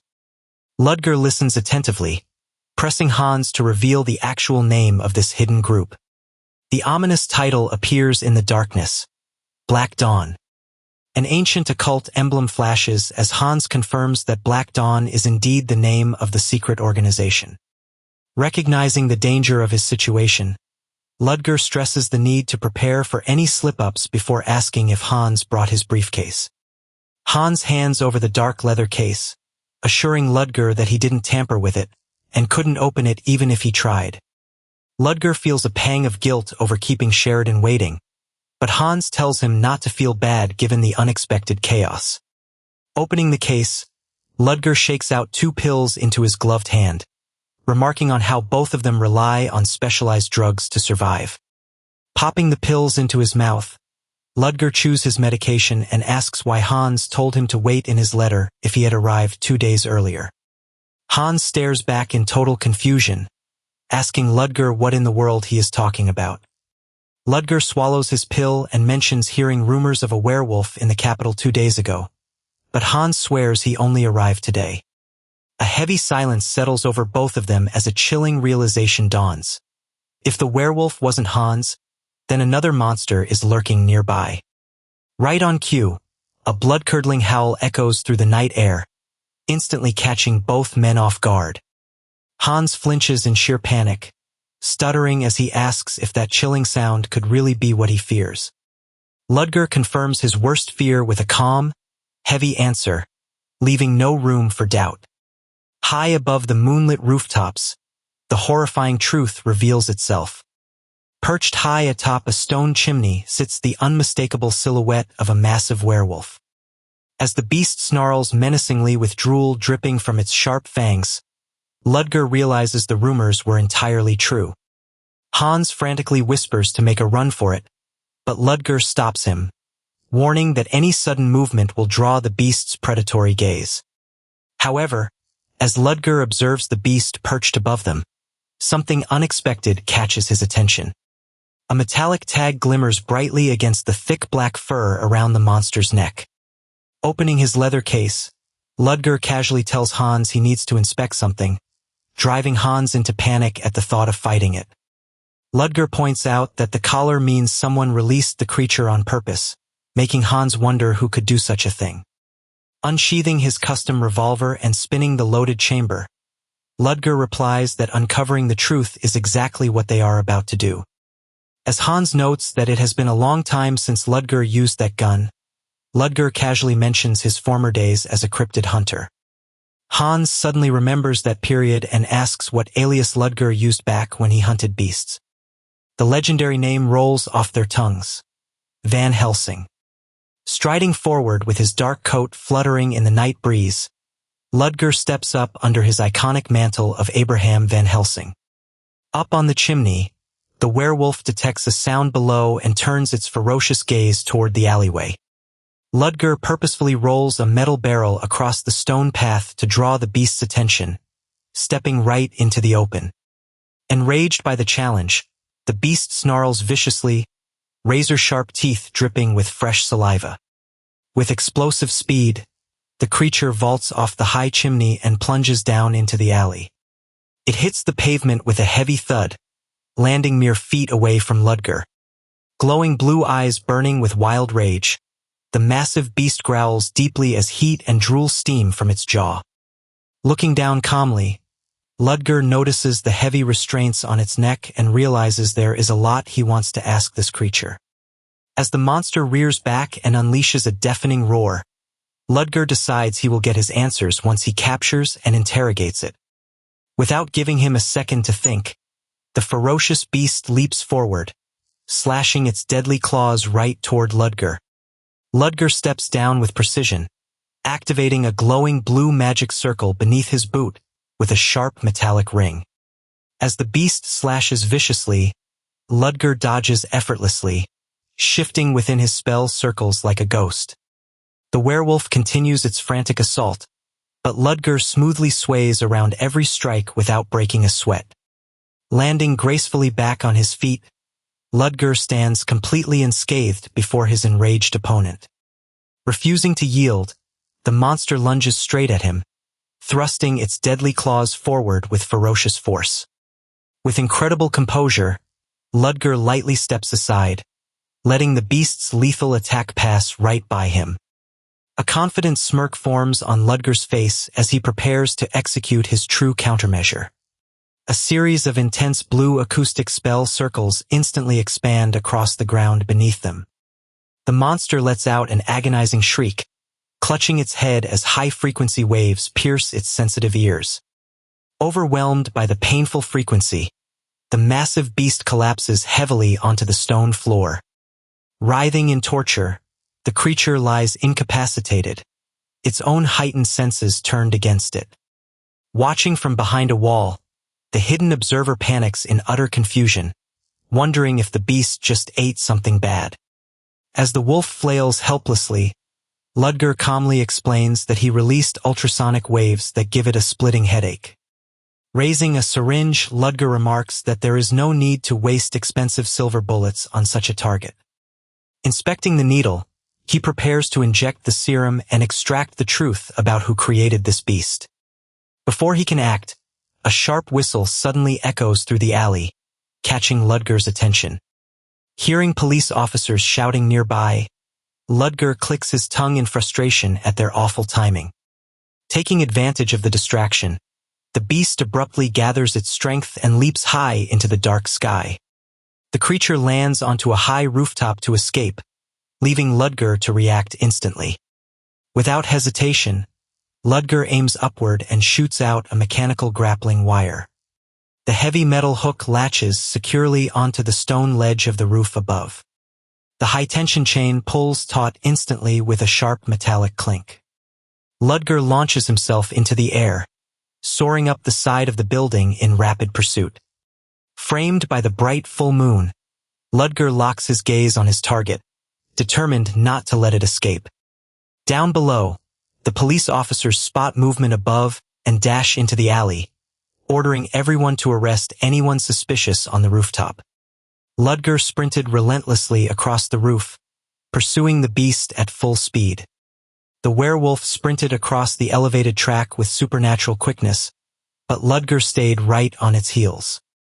With a powerful leap, the black beast bounded forward, attempting to widen the gap. It slammed down heavily onto the roof of a stationary train car, creating a loud thud upon impact. Ludger landed gracefully right behind it on the train car roof, cutting off its escape. Rising slowly to his feet, Ludger remarked that he had initially only planned to torture the creature a bit. He stood composed amidst the night wind, confronting the towering beast in the middle of the quiet station. Preparing to escalate his attack, Ludger drew a deadly metallic star, admitting the beast had left him with no choice. The werewolf let out a ferocious growl and charged straight back toward Ludger. Without hesitation, Ludger unleashed a blinding stream of spinning thrown blades directly at the approaching monster. Using its monstrous instincts, the werewolf swerved sharply to dodge the flying metal edge. Heavy footfalls echoed as the beast stomped aggressively forward, charging through the volley. However, the thrown blades suddenly curved in midair, spinning backward toward the monster's blind spot. The razor-sharp weapon sliced cleanly into the beast's back, drawing blood with a swift impact. Catching the returning blade cleanly in his gloved hand, Ludger acknowledged the creature's sharp senses. He gripped his cane tightly, admitting he had intended to finish the fight with that single trick. Gathering a surge of bright blue lightning magic around his weapon, Ludger prepared a far more destructive spell. A sudden electrical surge blasted straight into the werewolf, stunning it with blinding sparks. Taking advantage of the opening, Ludger swiftly pulled the hidden blade from inside his walking stick. He slashed downward with a brilliant arc of mana-infused steel. The strike smacked heavily against the werewolf's head, leaving the bewildered creature caught completely off guard. Ludger instantly dropped into a low dash, lunging under the beast's guard with lethal speed. Sensing intense danger, the wounded werewolf frantically leapt backward to regain its distance. Another sharp discharge of magical force detonated right in front of the beast as it tried to retreat. With a menacing growl, the cornered werewolf crouched low, staring down Ludger as he closed in for the final strike. Closing the gap in a flash, Ludger landed a brutal strike directly onto the werewolf's snout. With a sharp metallic clink, he unlatched the hidden blade concealed inside his cane. Ducking low under the beast's reach, he swept past with unbelievable speed. The monster's slit eye widened in horror as Ludger locked his gaze onto its exposed neck. A single, brilliant line of light severed the night air as the werewolf's head flew cleanly off its body. Meanwhile, down in the quiet alleyways below, hurried panting echoed through the darkness. Clutching a heavy briefcase, Hans caught his breath while wondering when Ludger would finish hunting the beast. Suddenly, a heavy thud echoed right in front of him, instantly cutting his thoughts short. Hans shrieked in terror as the bloody, severed head of the giant werewolf hit the cobblestones at his feet. Dropping down behind him, Ludger calmly asked if he was scared, prompting an irritated outburst from Hans about almost dropping the bag. Swallowing hard, Hans asked if he was seriously going to leave the creature's remains behind, to which Ludger nonchalantly confirmed he had already gotten what he needed. Baffled by his response, Hans questioned why he bothered dragging a giant wolf head all the way across town in the first place. Ludger confessed with a straight face that he simply wanted to scare him, leaving Hans exasperated over his childish revenge. Glancing down at the grotesque head, Ludger revealed that the creature wasn't a natural cryptid, but rather an artificial lab creation. Knowing someone was actively conducting dangerous experiments, Ludger declared they needed to accelerate their plans, catching Hans off guard. Ludger explained that settling down in this city was far safer than returning to the capital, making it necessary to stay put for now. Although Hans voiced concern over the city's rampant gangs and hidden syndicates, Ludger countered that the surrounding chaos would serve as perfect cover while ordering him to gather intel. Realizing the entire workload was being dumped on him, Hans shouted in disbelief. Ludger reminded him that because he was currently under heavy suspicion, he couldn't afford to make any visible moves himself. He promised to step into action only after Hans successfully secured the necessary information. Reassured by his role, Hans gave an agreeing nod, boasting that gathering intelligence was his true specialty. Even so, Ludger knew better than to assume their grand scheme would unfold without a hitch. Bound to act with extreme caution, he resolved to quietly cultivate his own strength in the shadows. The presence of a lab mark on the werewolf proved that a formidable organization was engineering monsters right out in the open. Yet as he gazed up at the moonlit city, Ludger put the matter aside, preferring to avoid unnecessary trouble for as long as possible. Headlines blare the alarming news that the unidentified murderer from Reborn is somehow still alive. Reports detail that 5 more victims were slaughtered in Reborn over the weekend, pushing the total body count past 10. Newspapers publish grim crime scene photos along with witness accounts describing a terrifying beast with black fur. Ludger reads through the paper, noticing the police's empty promises to catch the killer while panic spreads among the public. Shocked by the news, Ludger realizes he killed a werewolf on Saturday, making Sunday's new casualties impossible unless something else is at play. A disturbing truth dawns on him. There might be more than one werewolf stalking the area. Before he can piece the mystery together, a magical orb on his desk suddenly begins to chime loudly. Shortly after, an emergency assembly is called at the academy, filling the faculty hall with anxious whispers. Noticing Ludger enter the hall, Professor Selena cheerfully calls out to offer him a seat beside her. As he walks past the seated faculty, professors murmur about his newly created magic and his fallen noble status. Taking a seat next to him, Selena quietly discloses that 2 first-year students were brutally attacked the previous night. She explains that while both students will survive, their horrific slash wounds clearly resemble severe animal claw marks. Selena adds that rumor links their injuries directly to the monster sightings in Reederbelk, leaving Ludger lost in thought. Professor Marie Ross steps to the front of the room, instructing the chatter to quiet down for the president's arrival. Selena softly informs Ludger that Marie Ross is a veteran pharmacology professor who has taught at Siren for over 20 years. The entire hall falls silent as the Academy president glides toward the front of the grand chamber. Taking the floor, President Elisa officially announces that an unidentified monster has infiltrated Siren's grounds. She confirms the attack on the 2 first years, revealing that eyewitnesses identified the culprit as a werewolf or cryptid. Rejecting the claim, Professor Hugo Bert Ego leans forward and openly questions the accuracy of the report. President Elisa fixes him with a sharp glare, asking Hugo if he has an actual objection to present. Hugo smugly highlights that Siren sits on land directly safeguarded by the powerful Exilian Empire.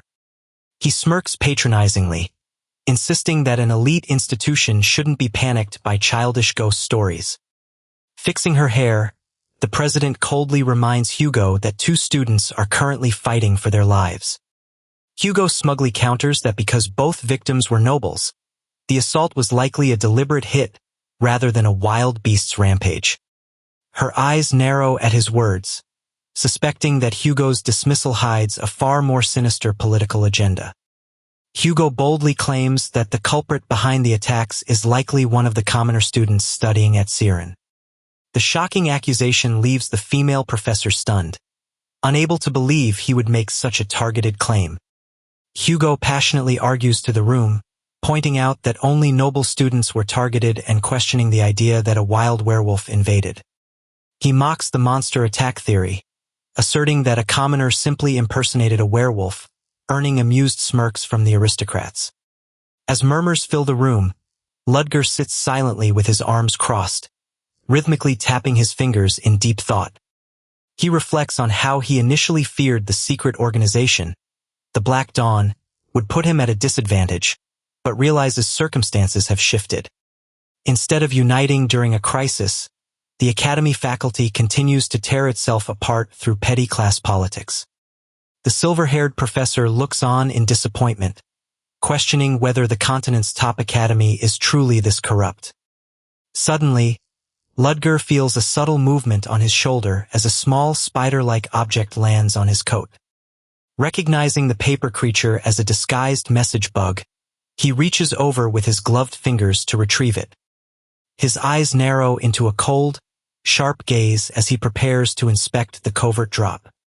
Casting a quick glance around the hall to ensure no one notices, he discreetly opens the origami spider. The paper mechanism rustles softly in his hand, unfolding to display coded handwriting on its surface.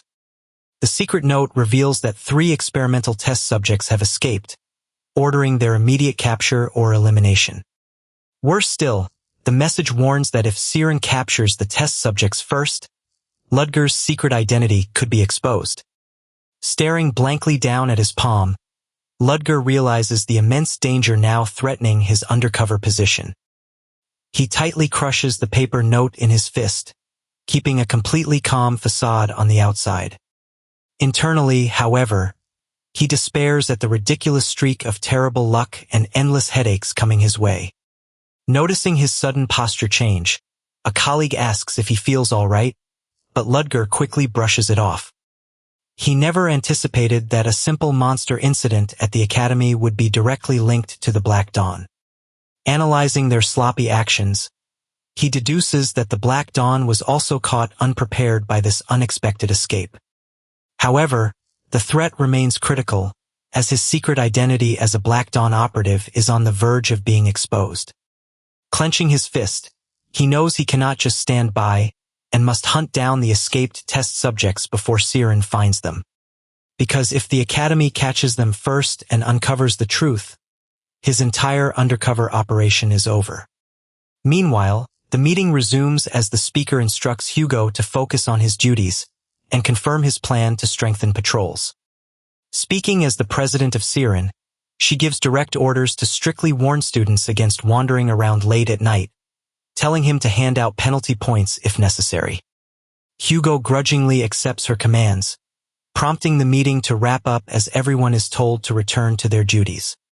After leaving the hall, our protagonist strolls down the paved walkway outside the academy buildings. However, he suddenly halts his footsteps after sensing someone's presence nearby.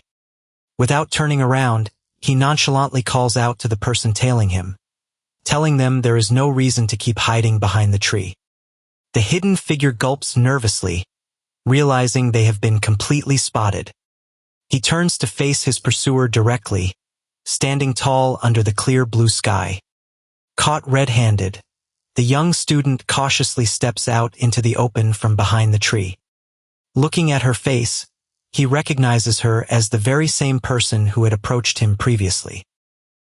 He inwardly notes his surprise, having not expected her to infiltrate the academy disguised as a student. When he bluntly asks what she wants, she stammers uncontrollably, struggling to find the right words. Seeing her struggle to talk out in the open, he tells her to follow him somewhere more private, to which she timidly agrees.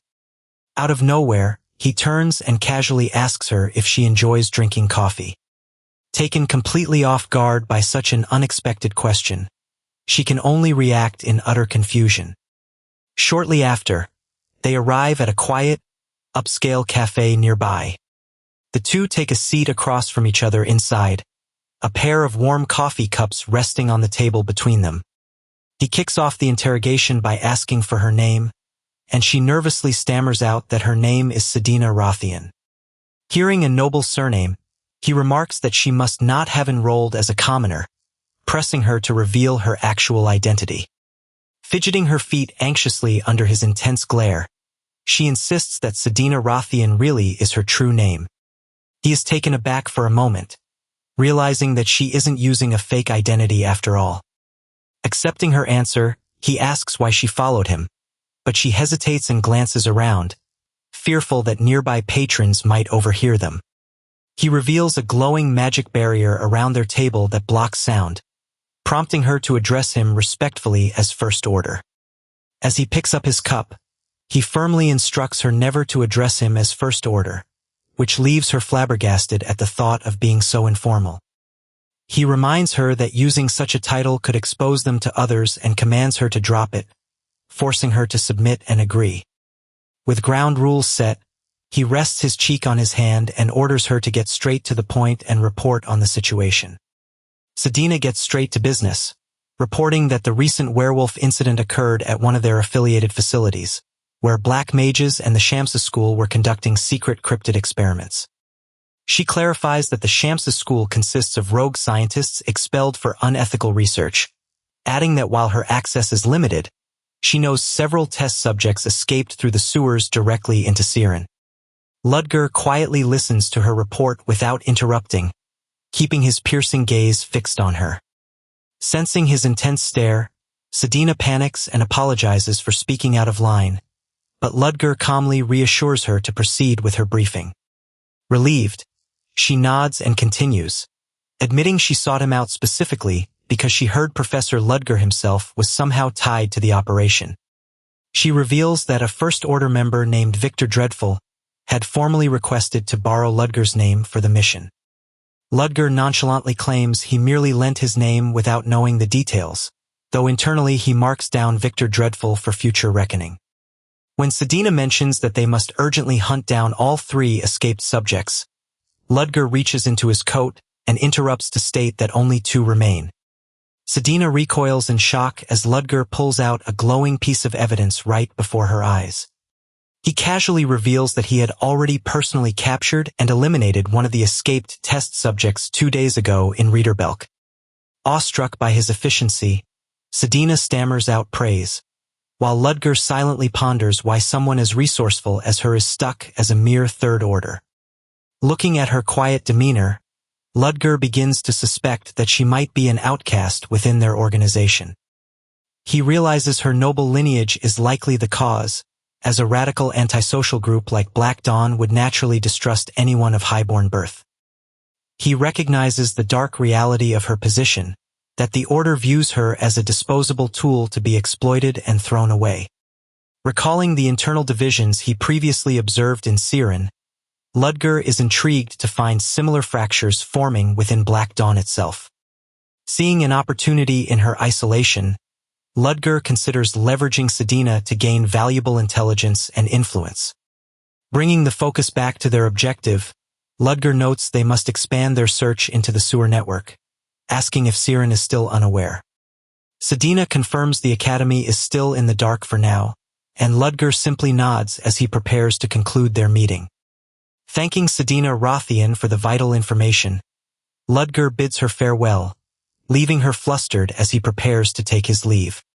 Just as he turns to go, Ludger pauses and glances back over his shoulder to offer one last remark. He praises her improvement in communication since their first encounter, encouraging her to keep maintaining that confidence in the future. As Ludger walks out of the cafe, Sedina remains seated at the table, quietly absorbing his encouraging words. Her lips clench slightly as emotion wells up inside her, deeply moved by the rare acknowledgement from her superior. Sitting alone in the quiet space, she bows her head deeply and softly whispers a sincere thank you into the empty air. Through the cafe window, the busy world moves on outside, leaving Sedina sitting alone with a newfound sense of resolve. Outside the establishment, a hand rests against a pillar as someone wonders what just took place moments ago. Looking through the window, she questions if what she witnessed inside was actually magic. Leaning against the column, the blue-haired student wonders what kind of conversation required secret magic and what is really going on between them. Meanwhile, inside the Academy lecture hall, the professor conducts today's class before the entire audience of students. Sitting near the back, she rests her chin on her hand, completely consumed by her own thoughts instead of the lecture. Her mind continues to dwell on the mysterious spell she spotted through the coffee shop window. She remembers how the subtle color of the mana indicated a soundproof barrier, something no ordinary person could ever detect. Questions continue to haunt her as she desperately tries to figure out why they needed such absolute privacy. With a loud snap of her textbook, the instructor wraps up the lecture, warning everyone to stay safe and avoid breaking the evening curfew. As class ends, excited whispers spread among the students regarding the terrifying werewolf rumors.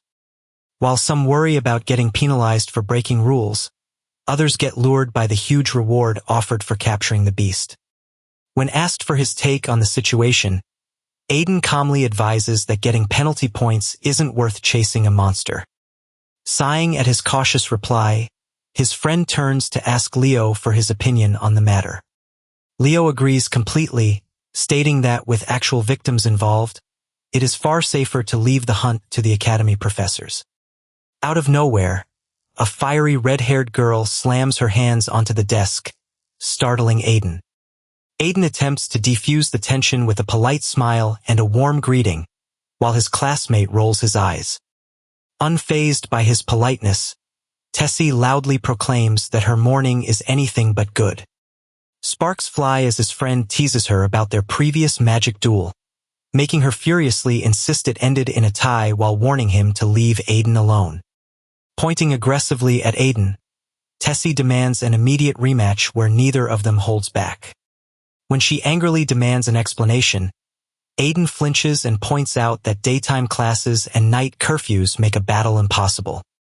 Tessie smirks mockingly, asking if he's just using school rules as a pathetic excuse because he's frightened. Rather than taking the bait, Aiden maintains a totally deadpan, unbothered expression. He cheerfully admits to being a coward, leaving Tessie fuming in rage while his friend snickers next to him. Refusing to drop the subject, Tessie insists on finding another way to compete, taking Aiden off guard. With a sharp glare, she declares that the first person to hunt down and catch the werewolf wins. Before Aiden can object, Leo unexpectedly agrees to the bet, causing Aiden to flinch in complete disbelief at his friend's foolishness. Tessie aggressively points her finger at them, warning them not to run away or complain when she inevitably wins. As Tessie storms out of the classroom, Aiden turns to Leo with a sweat drop, asking why he would accept such a ridiculous challenge. Leo casually shrugs it off, explaining he was only humoring her since the faculty will handle the werewolf anyway, though Aiden remains worried about Tessie's intensity. Leo assures him that Tessie isn't stupid enough to actually hunt the monster herself, but Aiden insists that she is reckless enough to try. Realizing the danger, both boys suddenly push off their desk and stand up in sheer panic. They rush straight to the window, peering outside to see where Tessie went. Watching her from above, they initially hope she is heading to the dorms, only to gasp as she spins around and dashes off. With a stern, unwavering glare, Tessie marches forward, fully committed to capturing the werewolf. Back in the classroom, Aiden and Leo freeze in terror as dramatic shockwaves hit them, realizing they are in deep trouble. Meanwhile, night falls over the academy as cold winds rustle through the surrounding forest canopy. Professor Ludger walks down the dimly lit cobblestone path, commencing his nightly patrol. As he strolls, Ludger notes to himself that an unusual number of people have approached him throughout the day. He thinks back to a frustrating conversation he had earlier. In his memory, a desperate noble bribed him to side with the aristocratic students in exchange for restoring his family's status. Ludger recognized the noble's anxiety, but knew better than to play into the aristocracy's hands. Looking down at the persistent aristocrat in the courtyard, Ludger prepared to shut him down. He coldly reminded the man that equality reigns within Siren's walls, refusing to compromise his position. With that, Ludger turned on his heel to leave, ignoring the noble's frantic pleas to wait. The noble shouted after him in outrage, but his voice faded harmlessly into the background. Returning to the present, Ludger reflects that aligning with the nobles would risk exposing his fake identity and angering the academy president. His sharp eyes suddenly catch a faint movement lurking in the shadows ahead. With a swift flick of magic, he yanks 3 hidden students straight out of the bushes. As the trembling students try to make up an excuse, Ludger mercilessly docks 5 penalty points from each of them. Watching the miserable trio trudge away, Ludger realizes that despite the threat of penalties, around 20 students are sneaking out to hunt the werewolf. Realizing the situation could rapidly spiral out of control, Ludger prepares to intervene before any students get themselves killed. He knows that if he wants to prevent a tragedy, he has to eliminate the werewolf threat personally. His investigation leads him straight to the sewage treatment plant located just outside the academy grounds. Dropping into the subterranean tunnels, he lands silently on the stone pathway alongside the murky water. Remembering Sedina's intel that the beasts entered through the sewer system, Ludger confirms this massive main pipe is the only entry point large enough for them. He ignites a bright light at the end of his cane, noting that no students seem to have ventured into this section yet. Casting the bright glow across the stone vault, he scans his surroundings for any signs of movement. Looking down, he spots distinct werewolf paw prints pressed into the damp ground, realizing there are actually 2 different beasts. Kneeling to examine the tracks, Ludger notes a smaller set of prints following alongside a larger set, praying the trail doesn't cut off unexpectedly. Tracking the footprints through an iron grate, he emerges out into the open path beyond the sewers. But once outside, he reaches a spot where the tracks suddenly scatter in different directions. Stepping firmly alongside the massive set of tracks, he carefully analyzes which path poses the greatest danger.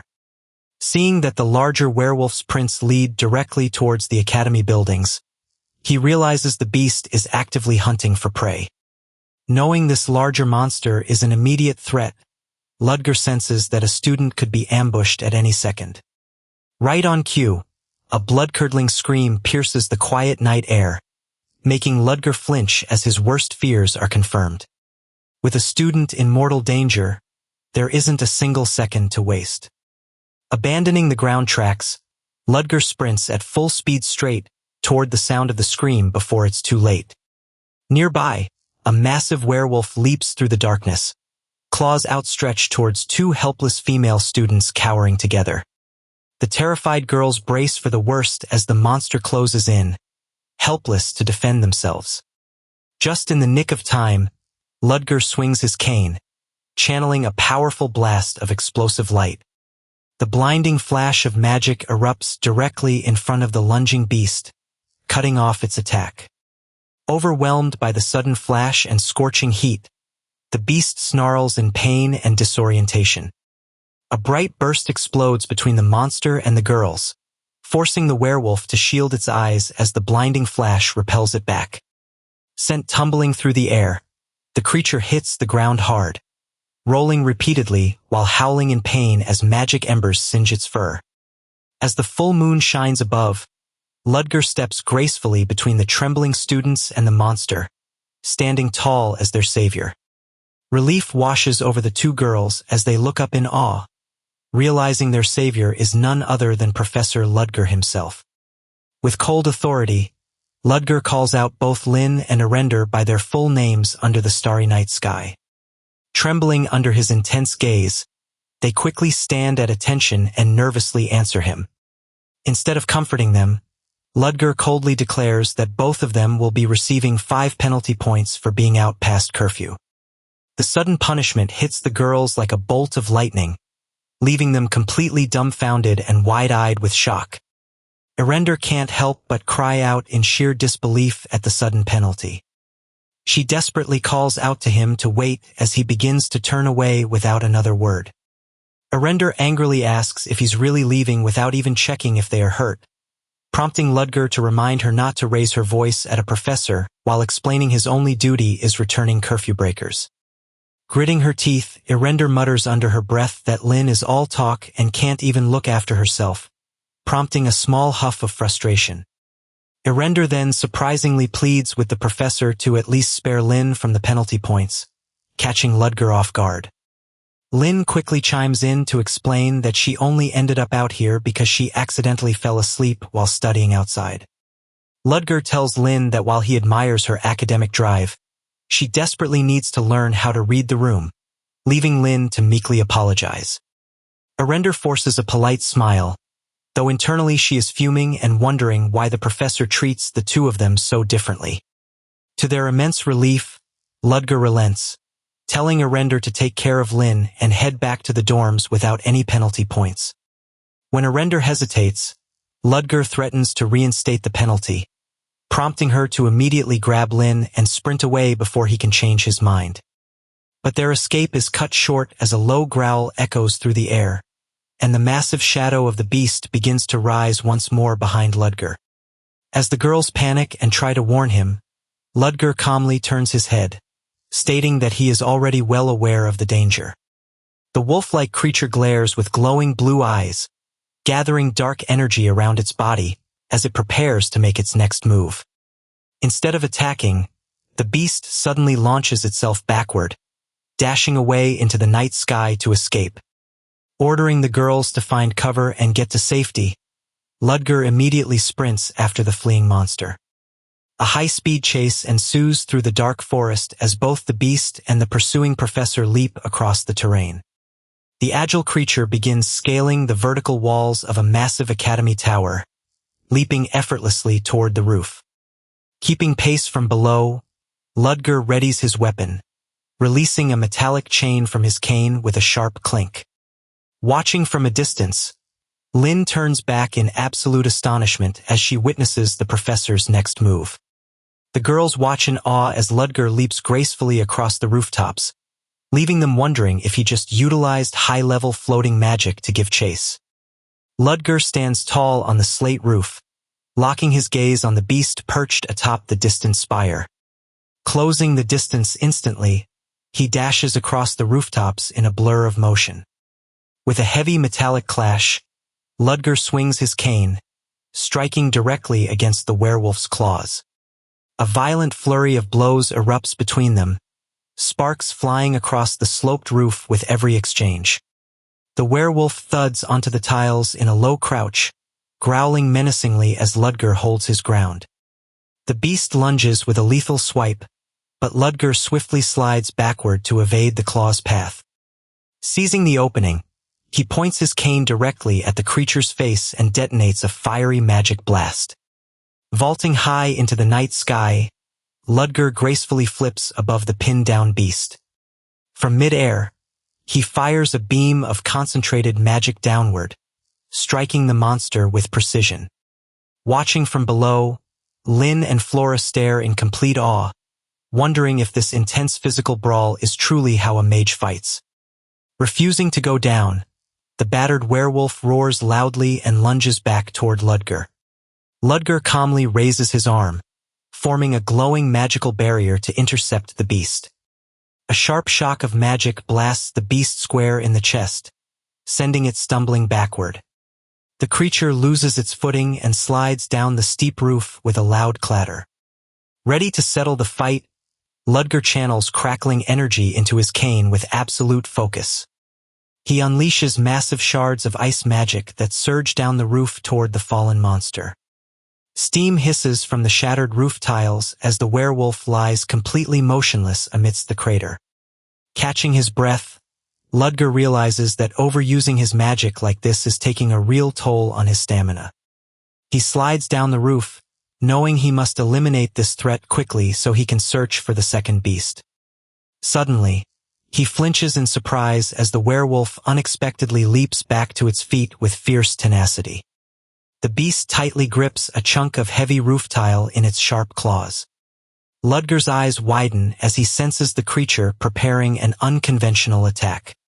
The werewolf hurls the shattered debris directly at Ludger's face like a deadly projectile.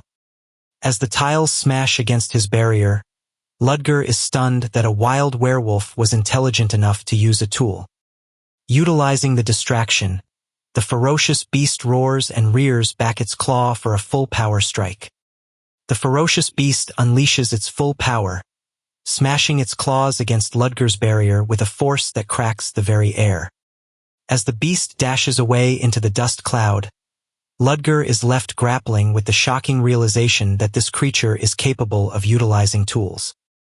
He reasons that if this chimera was engineered using a werewolf as its base, it shouldn't possess such advanced cognitive abilities. A typical specimen would only have enough intelligence to gauge its opponent's strength, leaving Ludger to question if this beast is truly a mere werewolf. Meanwhile, deep in the forest, a panicked Aiden desperately calls out for Tessie, while his teal-haired companion suggests they finally call off the search. Turning around, the classmate reassures Aiden that they have searched everywhere, and that Tessie has likely already returned to her dormitory. With a heavy groan, the student admits they are partly to blame for not rejecting her foolish bet, asking Aiden if he truly believes Tessie is still hunting for the werewolf. Aiden looks back with a tense expression, knowing that while anyone else would have given up, Tessie is stubborn enough to keep going. Letting out a weary sigh, his companion relents, agreeing to search for just 30 more minutes before heading back. Suddenly, a piercing scream echoes through the trees, freezing both boys in absolute shock. Recognizing the voice as Tessie's, the teal-haired boy immediately sprints toward the source of the noise with Aiden hot on his heels. Their boots kick up dirt as they dash through the dark undergrowth, driven by sheer urgency. As they rush forward, a sudden rustling sound nearby makes Aiden gasp in surprise. A loud crash reverberates through the forest canopy alongside another startled cry. Aiden stumbles and clutches his head in pain after colliding with something, prompting his friend to call out in concern. To their relief, they find Tessie sitting on the ground rubbing her head, completely surprised to see Aiden standing there. When Aiden mentions they ran over because of her scream, Tessie instantly turns red and defensively denies making any such sound. Before the bickering can escalate, Tessie suddenly shushes them and tells them to quietly follow her as she spots something in the brush. The three students crouch down and peer through the rustling leaves of a nearby bush, their eyes wide with anticipation. Resting in the clearing is a small, leaf-covered creature, prompting them to wonder if they have finally found the werewolf. Upon closer inspection, it turns out to be an incredibly adorable wolf cub, sleeping peacefully as it huffs and puffs. Tessie proudly smirks and claims victory in their bet, but Aiden quickly points out that she merely stumbled upon the cub rather than capturing it. Determined to prove herself, Tessie boasts that she will simply capture the little beast right then and there. Aiden reaches out to stop her, explaining that the cub appears to be injured and unable to move, having deliberately hidden itself under the leaves. A cold shiver runs down Tessie's spine as she realizes that an injured cub couldn't possibly have covered itself with leaves all on its own. Tessie anxiously whispers, asking if there is another werewolf nearby, while Aiden admits he isn't certain but is positive that someone must have aided the cub. Just then, Aiden's eyes widen behind his glasses as he notices something unusual catching his attention. Peering closer through the foliage, he spots a metallic chain tightly wrapped around the creature's body, reflecting a faint glint of light. Before he can even process the strange chain, a massive, terrifying werewolf suddenly looms directly behind the three unsuspecting students. The beast unleashes a menacing growl, baring its razor-sharp fangs as saliva drips slowly from its jaws.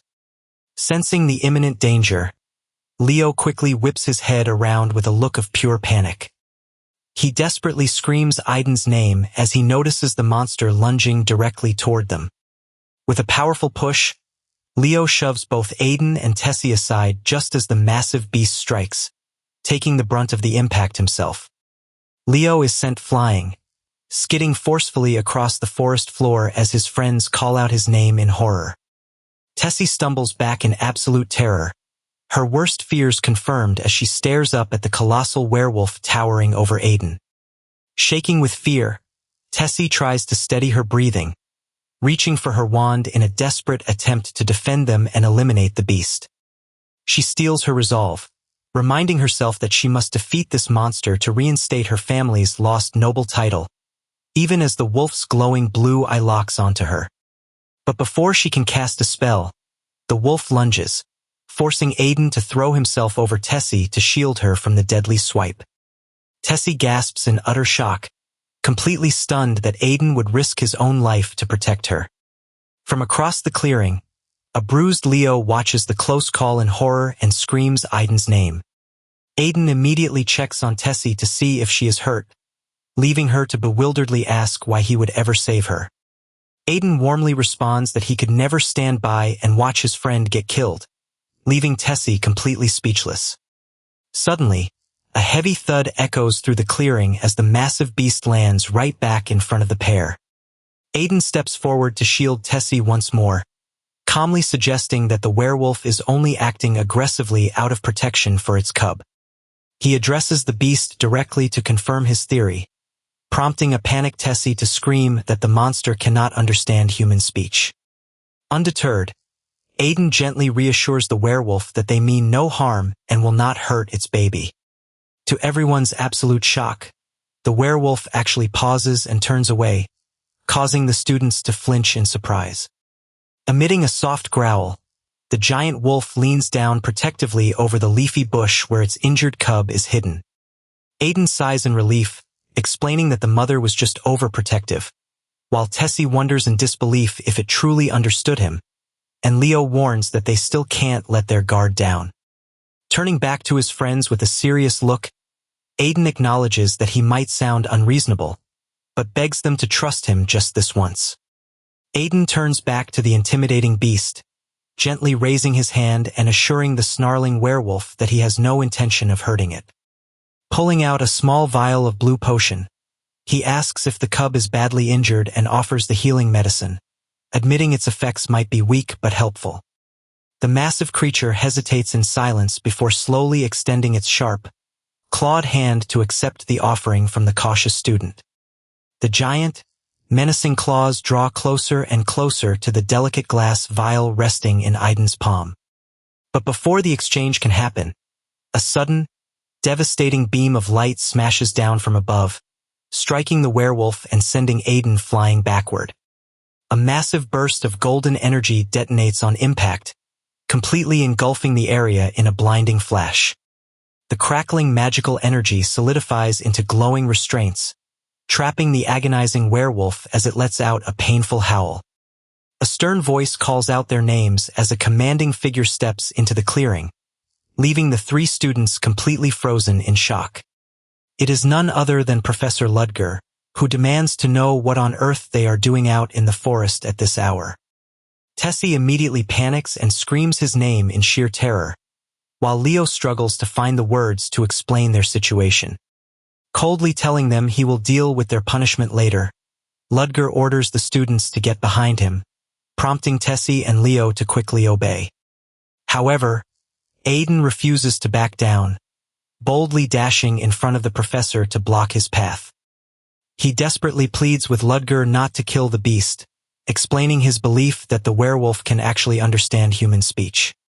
Ludger merely glares at him with utter disdain, dismissing his claims as absolute nonsense. Aiden insists it is not nonsense and tries to explain further, completely unaware of a sudden rustling sound coming from the nearby bushes. Under the suffocating pressure of the professor's icy, glowing gaze, Aiden begins to break a sweat. Without saying another word, Ludger forcefully shoves Aiden out of the way to clear his line of sight. Tumbled onto the grass, Aiden looks back in utter bewilderment, deeply unsettled by the chilling expression he just saw on his teacher's face. Suddenly, a massive wall of raging fire erupts around the professor, illuminating the dark forest in a brilliant blaze. Standing tall amidst the roaring flames, Ludger presents an imposing and untouchable figure. Aiden can only stare in absolute awe as the heat of the crackling fire washes over him. With his back still turned, Ludger sternly warns them that they will face full responsibility for their disobedience come morning.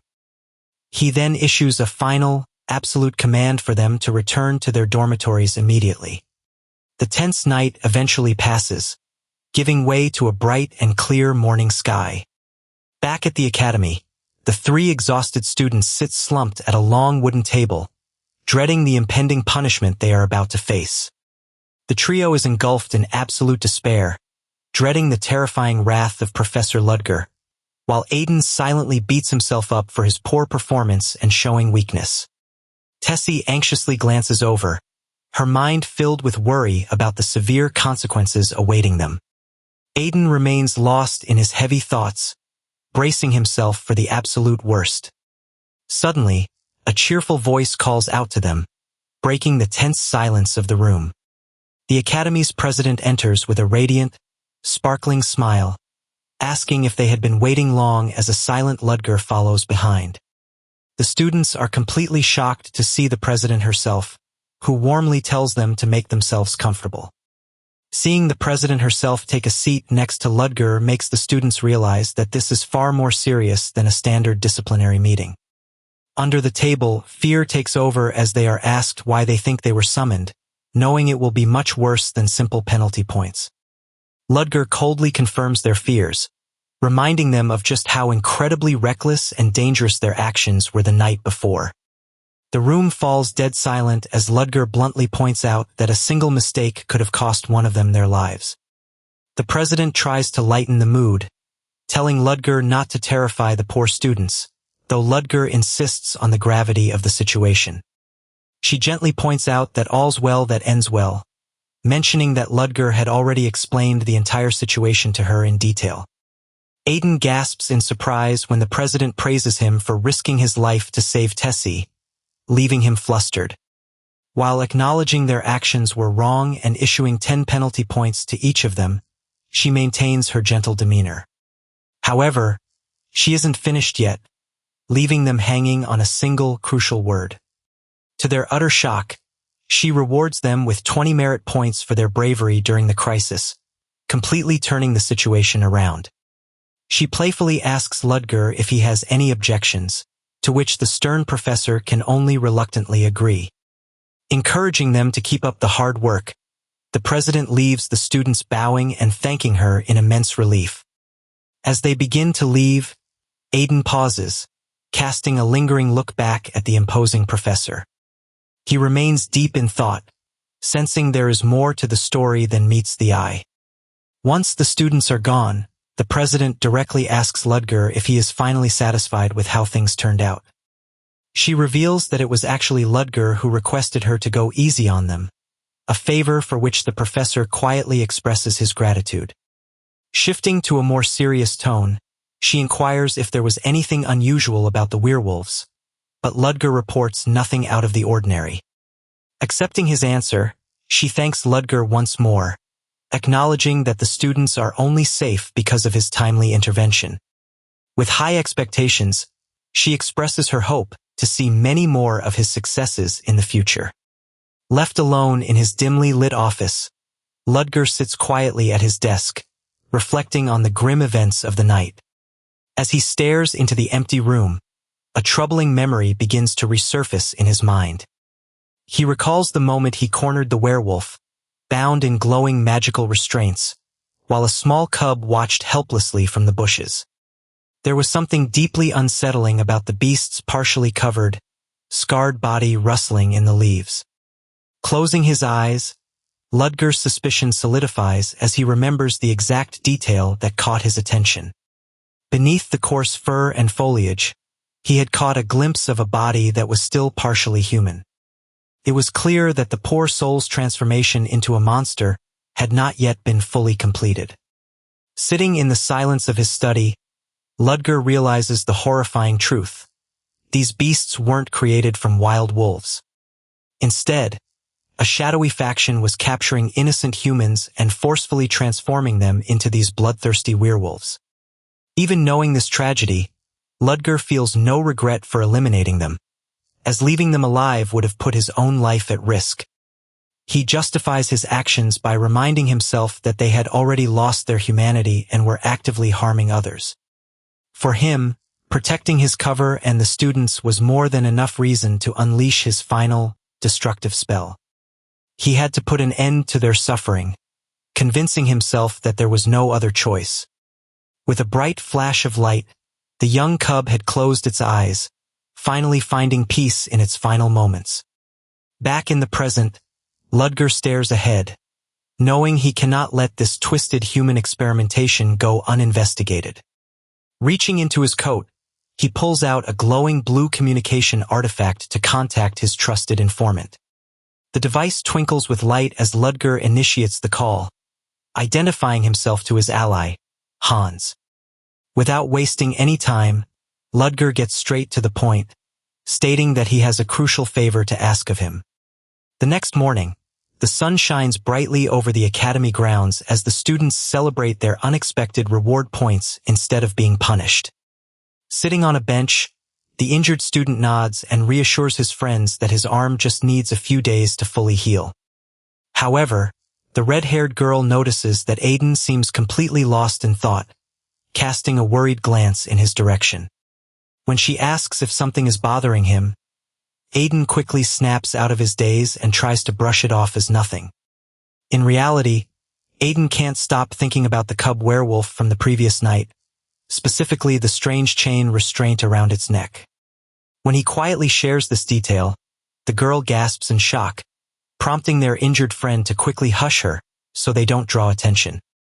Pondering the mystery, Aiden realizes that Professor Ludger must have intervened because he suspected the beasts were being controlled by someone else.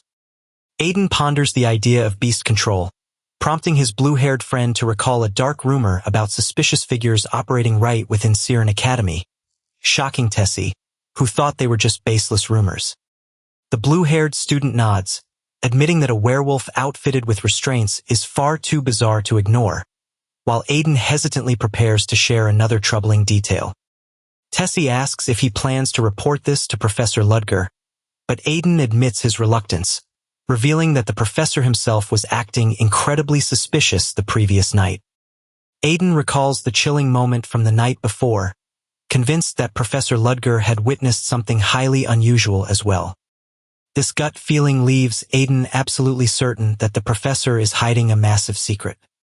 Tessie presses further, asking if the professor was trying to cover up the truth, to which Aiden replies that while he isn't entirely sure, the man definitely knows more than he lets on. Trying to rationalize, Aiden wonders if he is just overthinking things, reasoning that a prestigious academy professor wouldn't be involved in such shady dealings. Yet, a dark, lingering doubt remains in his mind as he envisions the professor standing amongst a group of mysterious cloaked figures. He can't help but wonder if the mysterious professor is directly connected to the sinister rumors plaguing the academy. Suddenly, a sharp voice cuts through his train of thought, bluntly calling him a fool.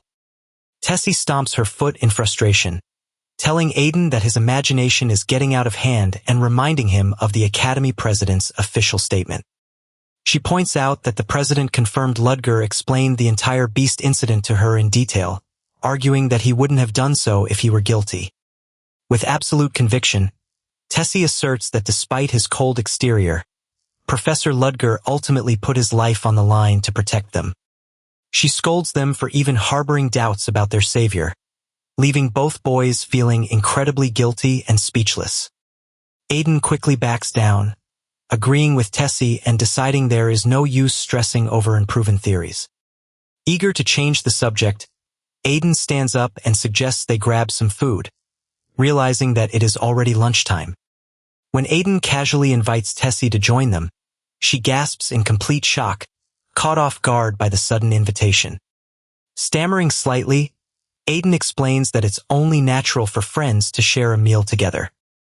Hearing him warmly refer to her as a friend causes Tessie's face to instantly turn bright red as her heart skips a beat. Trying to hide her embarrassment, Tessie huffs that she'll make an exception just this once, delighting Aiden while their injured friend can only sigh in the background.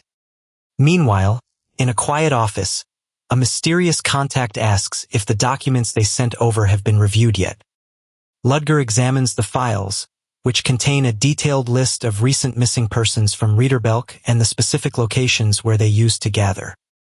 The informant notes that several large, sturdy men have been seen frequenting a nearby abandoned factory, confirming it as the primary target and earning a word of approval from Ludger. The contact adds that they also investigated the missing workers outside the city, prompting Ludger to ask if a family of 3 was among the victims. The informant confirms his suspicion, stating that it was indeed the sole case where an entire family vanished without a trace. Ludger calmly acknowledges the information and tells his contact that he will be arriving at the location shortly. The scene shifts to a gloomy industrial area by the water, where smoke billows from factory chimneys under a dark night sky. Outside the facility, 2 armed guards complain about their boring shifts, wondering how much longer they have to remain stationed there. One of them bitterly blames their extended stay on the test subjects who managed to escape, questioning how they even pulled off such a feat. He explains that a young boy they had kidnapped reacted poorly to the experimental drugs, throwing a massive fit when they tried to increase his dosage. The guard reveals that the boy's parents went wild upon seeing their son's distress, prompting his partner to ask in disbelief if they still recognized their child even after he was mutated into a werewolf. The flashback shows the werewolf family tearing through the facility in a frenzy before making their escape, leaving a bloody mess for the cleanup crew. Annoyed by the trouble caused by a mere child, the guard boasts that he would have personally taught the kid a lesson if he had been there. Suddenly, both guards flinch as a sharp noise cuts through the quiet night air. Realizing something is wrong, they silently nod to each other, instantly on high alert. One of them quickly reaches down to pull his revolver from his holster to prepare for an intruder. But before they can react, 2 silent, lethal projectiles pierce straight through their heads in a flash of light. Their lifeless bodies collapse instantly, one slumping over the railing, while the other falls backward onto the platform with a heavy thud. A heavy boot steps forward, splashing into the wet ground as the mysterious assassin approaches. Dressed in a dark, hooded trench coat and a face mask, Ludger confidently strides forward into the facility's entrance. His piercing blue eyes gleam with cold determination from beneath the shadow of his hood. A voice calls out from the darkness, acknowledging Ludger's arrival. Hans is waiting for him, commenting on Ludger's battle-ready attire and noting that he must be dead serious about this mission.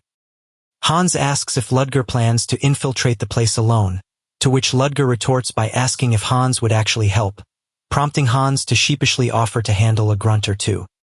Ludger declines the offer, stating he can handle it alone, and asks for the enemy count, which Hans reveals to be around 40 men who are preparing to evacuate. As Ludger adjusts his gear, Hans warns him that every guard is armed with a gun, 3 are heavily armored, and they even have 2 black mages on their side. Hans points out the sewer grate that serves as the entry point, telling Ludger to be careful as Ludger calmly accepts the warning. Just as Ludger turns to leave, he stops to ask Hans one more question regarding the missing family of 3. With a solemn tone, Ludger asks Hans how old the child in that family actually was. As Ludger begins his descent down the stone steps, Hans is left momentarily surprised by the sudden inquiry about the kid. Hans solemnly reveals that the child was only 7 years old, a mere innocent kid caught in the crossfire.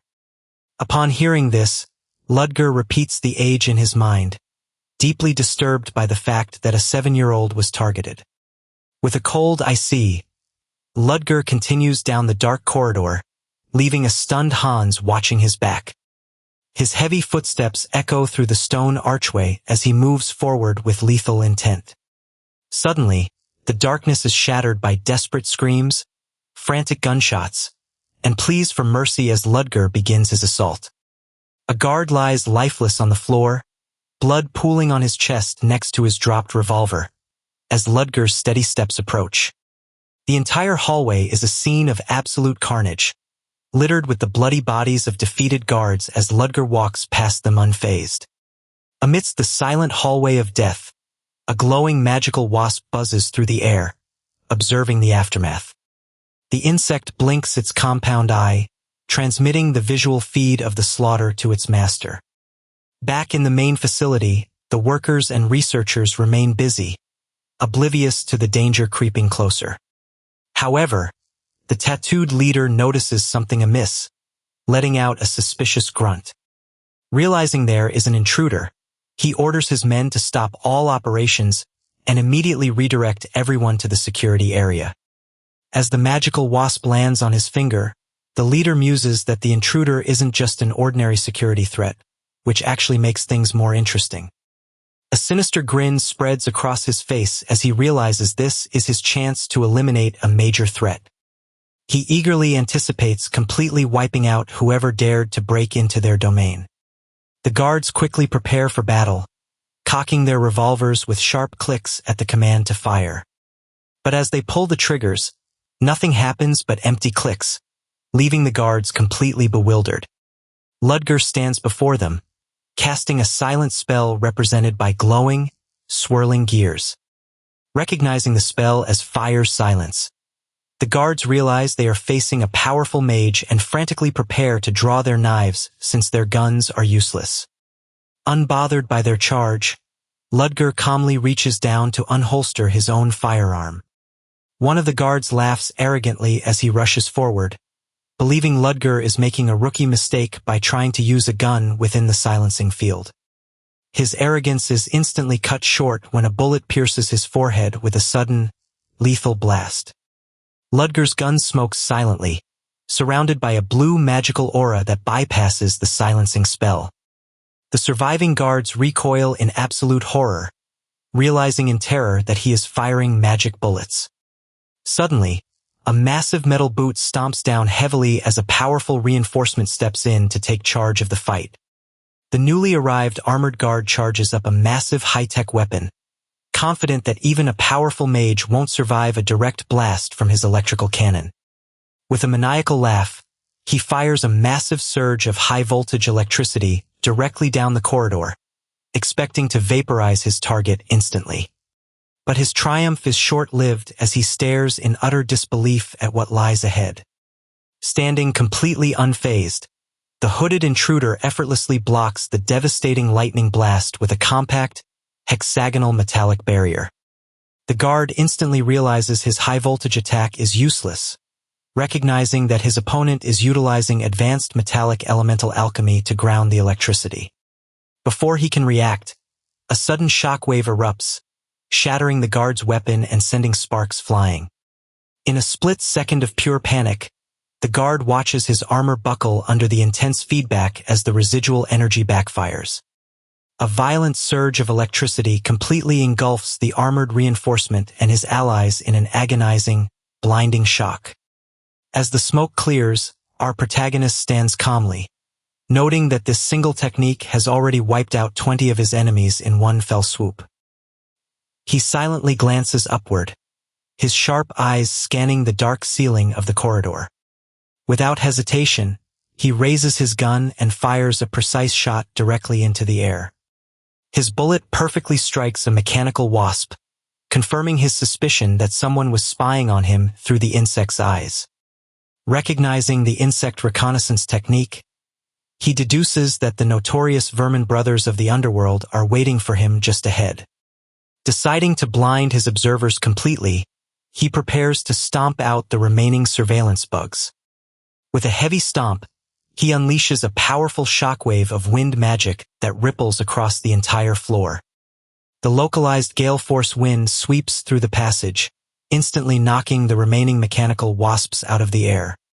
One by one, the disabled spy drones crash lifelessly onto the cold stone floor. Deep within the facility, a blonde-haired man watches in silence as his connection to his scouting insects suddenly dies. Realizing his feed has gone completely dark, he analyzes the strange vibration he felt right before the disconnect, wondering if the intruder is using wind-based magic. Knowing that small winged insects are useless against a wind mage, he realizes he needs to deploy a much larger, more resilient beast to deal with this dual-element threat. He turns to his massive, hulking partner, Varen, and orders him to prepare for the upcoming clash. Pointing toward the main entrance, he instructs his heavily armed guards to give the intruder a lethal welcome the moment he steps through the door. But before they can set their trap, the lights suddenly flicker and plunge the entire room into pitch-black darkness, throwing the guards into an immediate panic. Sensing the calculated move, the blonde leader mutters to Varen, fully aware that the intruder has already sabotaged their power supply. But as a heavy thud echoes right beside him, he turns in alarm, calling out his partner's name as dread begins to set in. To his absolute horror, the blonde leader turns only to find Varen's headless torso standing rigidly beside him, completely devoid of life. Right at his feet, Varen's severed head rolls across the cold floor, leaving a dark trail of blood in its wake. Realizing his partner is dead, the blonde leader panics, shouting Varen's name in sheer disbelief as a nearby barrel clatters to the ground. Sweat dripping down his face, he realizes the terrifying truth. The intruder is already inside the room, having cut the power only moments before. Desperate to defend himself, the leader summons a massive, dark centipede that begins to slither out from his sleeve. The grotesque insect rapidly crawls up his back, preparing to unleash its venomous power against the hidden foe. But before he can even launch an attack, the hooded intruder suddenly materializes right behind him, his cold gaze locked onto his target. With blinding speed, the cloaked warrior lunges forward, slashing through the air and catching the blonde leader completely off guard. Barely dodging the lethal strike, the leader retreats, realizing he is dealing with a dangerous war mage capable of lethal close-quarters combat. In a flash of brilliant light, the intruder instantly summons a glowing magic circle, preparing to unleash a devastating spell. The leader's eyes widen in sheer terror as he recognizes the flame bolt spell, stunned by how effortlessly the mage cast it in an instant. A roaring torrent of fire erupts from the magic circle, engulfing the blonde leader in a blinding, painful explosion. Screaming in agony, his charred body rolls across the floor as the intense flames continue to consume him. The hooded intruder calmly steps forward through the smoke, leaving the remaining gang members frozen in absolute shock at how easily their leader was defeated. Looking down at the smoking, blackened remains of their boss, the survivors can only mutter in despair, realizing they stand no chance. With cold precision, the cloaked figure raises his revolver, the metallic click of the hammer cocking echoing through the tense silence. The remaining thugs tremble in fear behind their shields, unable to comprehend how both of the powerful vermin brothers were taken out so effortlessly. As the intruder slowly turns his head toward them, the terrified guards flinch, hesitating to make even a single move. Beneath his hood, the warrior's piercing blue eyes lock onto them, radiating a chilling intent that freezes them in their tracks. Suddenly, he swings his arm in a swift motion, deflecting an unexpected incoming projectile with absolute ease. To his surprise, the attack wasn't a weapon, but a massive, armored insect leg thrusting directly toward him.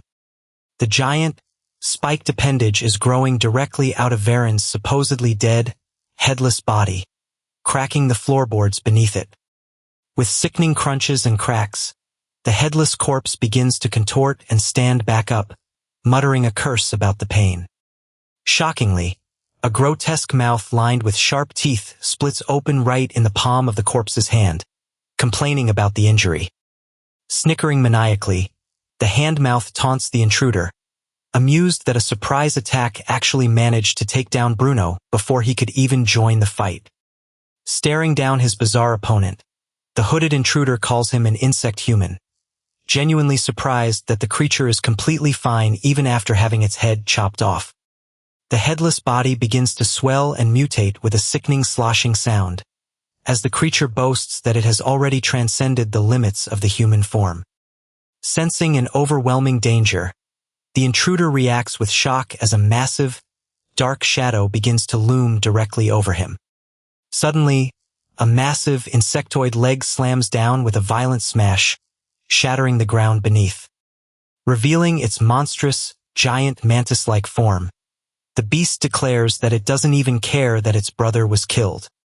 Instead, it promises to make the intruder pay a brutal price by ripping him limb from limb. Watching the horror unfold, the nearby men panic in absolute terror, screaming for everyone to run away.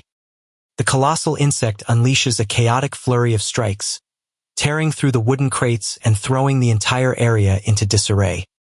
As the intruder parries the heavy blows, he questions if the beast has any regard for its own men, but the monster retorts that he should stop moving if he's so worried about them. Seizing a brief opening, the hooded warrior aims his revolver and fires multiple shots directly at the beast. However, the bullets merely spark and bounce harmlessly off the creature's thick, armored exoskeleton.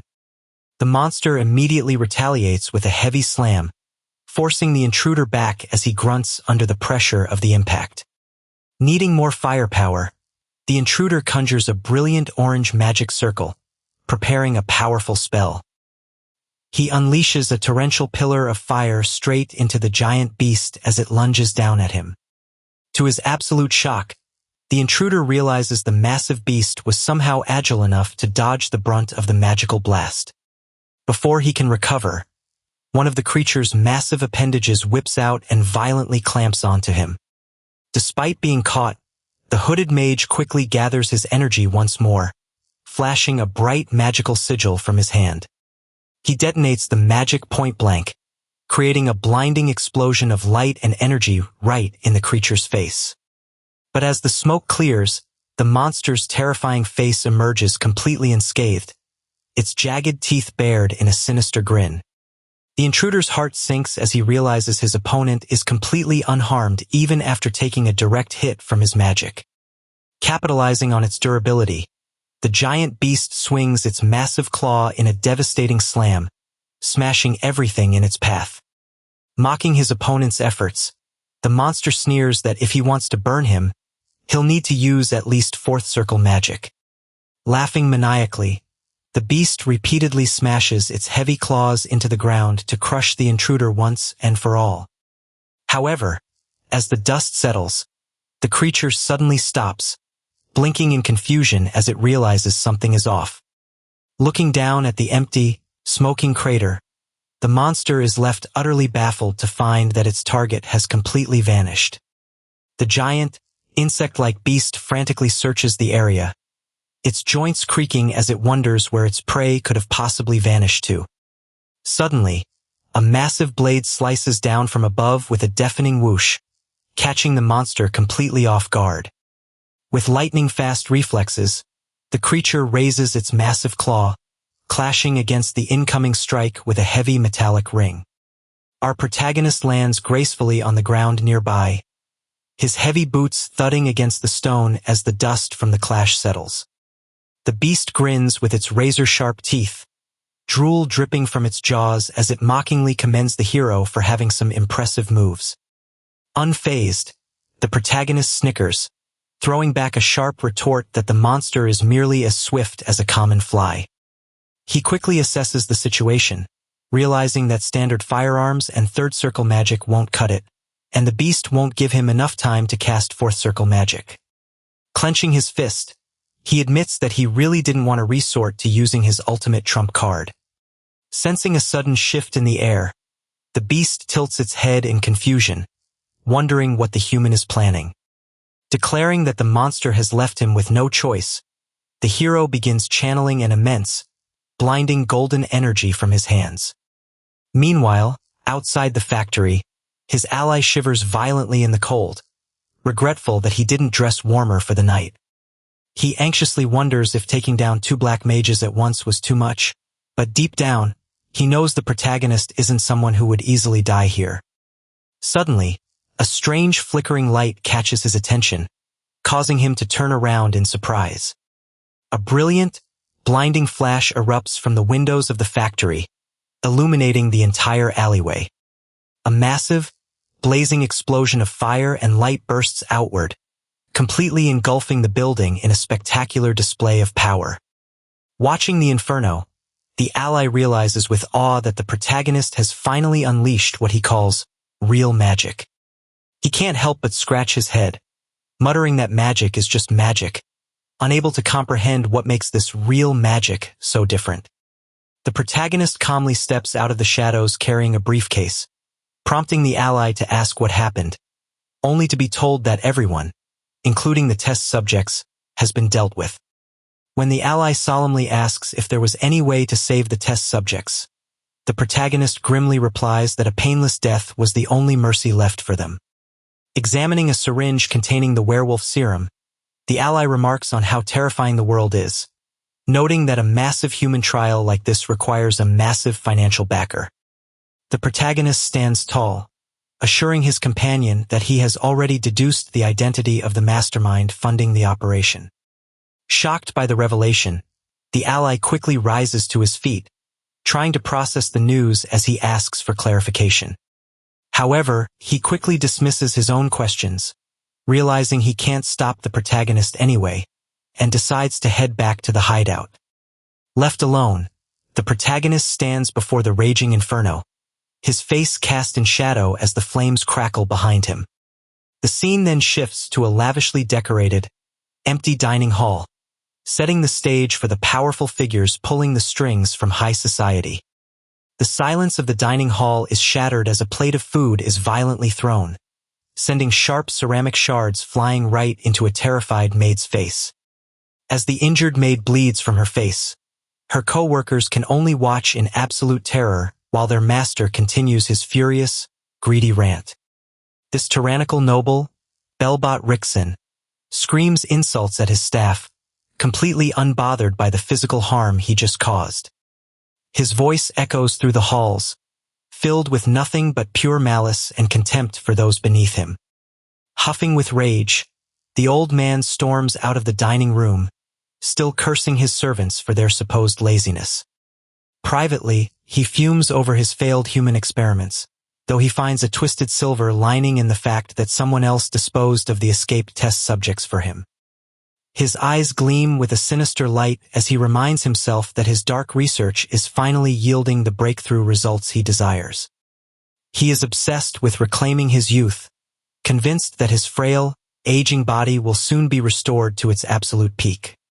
As Belbot opens the door to his private quarters, he dreams of becoming a perfect, godlike being, having sacrificed everything to develop this life-altering drug. But his grand ambitions are cut short when he notices a mysterious, cloaked intruder silently waiting for him on the balcony. Startled, the old noble spins around, demanding to know the identity of the uninvited guest. Before he can even react, the assassin lunges forward with incredible speed, slamming the old man hard onto the floor. Gasping for breath under the tight grip, Belbot desperately screams out for his guards to save him. The intruder coldly informs him that a silence spell has already been cast, ensuring that his desperate cries for help will never leave this room. Holding the corrupt noble by the throat, the assailant addresses him by name, preparing to interrogate him. The assassin speaks of a tragic 7-year-old child who was subjected to horrific experiments, forced to live as a monster alongside his family. Even when faced with the person sent to end his life, the innocent beast child could only offer a peaceful smile. It was a heartbreaking expression of gratitude, as if the boy was thanking his executioner for finally releasing him from this living nightmare. A burning rage ignites in the assassin's eye as he recalls the agonizing burden of having to burn those innocent souls alive. He demands to know if the heartless noble has any concept of the immense psychological pain caused by his atrocities. Under the weight of this intense bloodlust, Belbot can only flinch, feeling the cold grip of death tightening around his neck. Instead of showing remorse, the wicked noble lets out a sickening chuckle, realizing this intruder was the one who cleaned up his loose ends. Attempting to save his own skin, Belbot desperately tries to negotiate, but the assassin shuts him down, demanding a direct answer. The old man scoffs at the assassin's guilt, callously dismissing the test subjects as mere trash whose lives held absolutely no value. With sickening pride, Belbot argues that he actually did those victims a favor, claiming their deaths were a noble sacrifice for the advancement of humanity. Listening to Belbot's remorseless justification, the assassin coldly mutters that he has heard enough. Without hesitation, he plunges a syringe filled with dark red liquid straight into the old man's neck. Belbot's eye widens in sheer panic as he struggles to comprehend what has just been injected into him. Looking down at his victim, the assassin calmly remarks that Belbot's explanation was so thorough, he can't even find it in himself to be angry. As Belbot collapses to the floor demanding to know what was in the needle, the assassin simply turns his back on him. He explains that he found the laboratory records quite fascinating, specifically the notes on a drug capable of transforming a person into a werewolf with just a tiny dose. A twisted sense of curiosity then took hold of the assassin.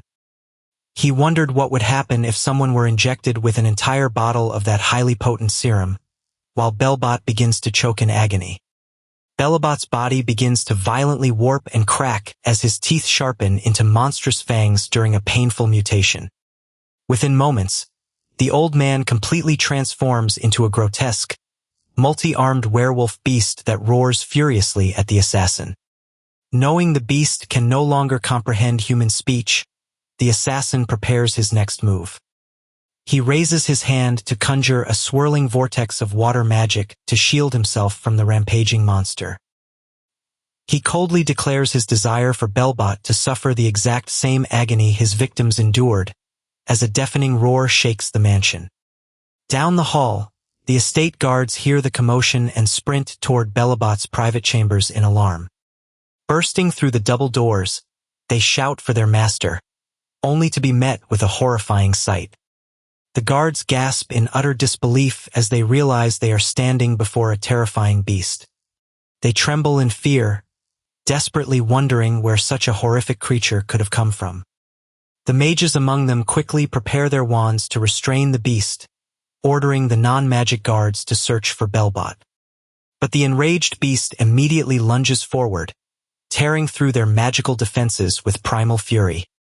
Panic erupts as the guards realize their attacks aren't stopping it, screaming at each other to pour every ounce of their magic into the monster. Meanwhile, far away from the chaotic battle, a quiet stone corridor remains completely undisturbed. Inside a hidden room, a man mutters in quiet awe at what he sees.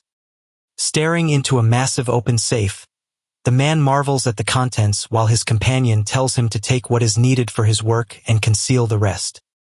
He asks if his partner is leaving so soon after all the effort spent securing this hideout, but the departing ally promises to return shortly.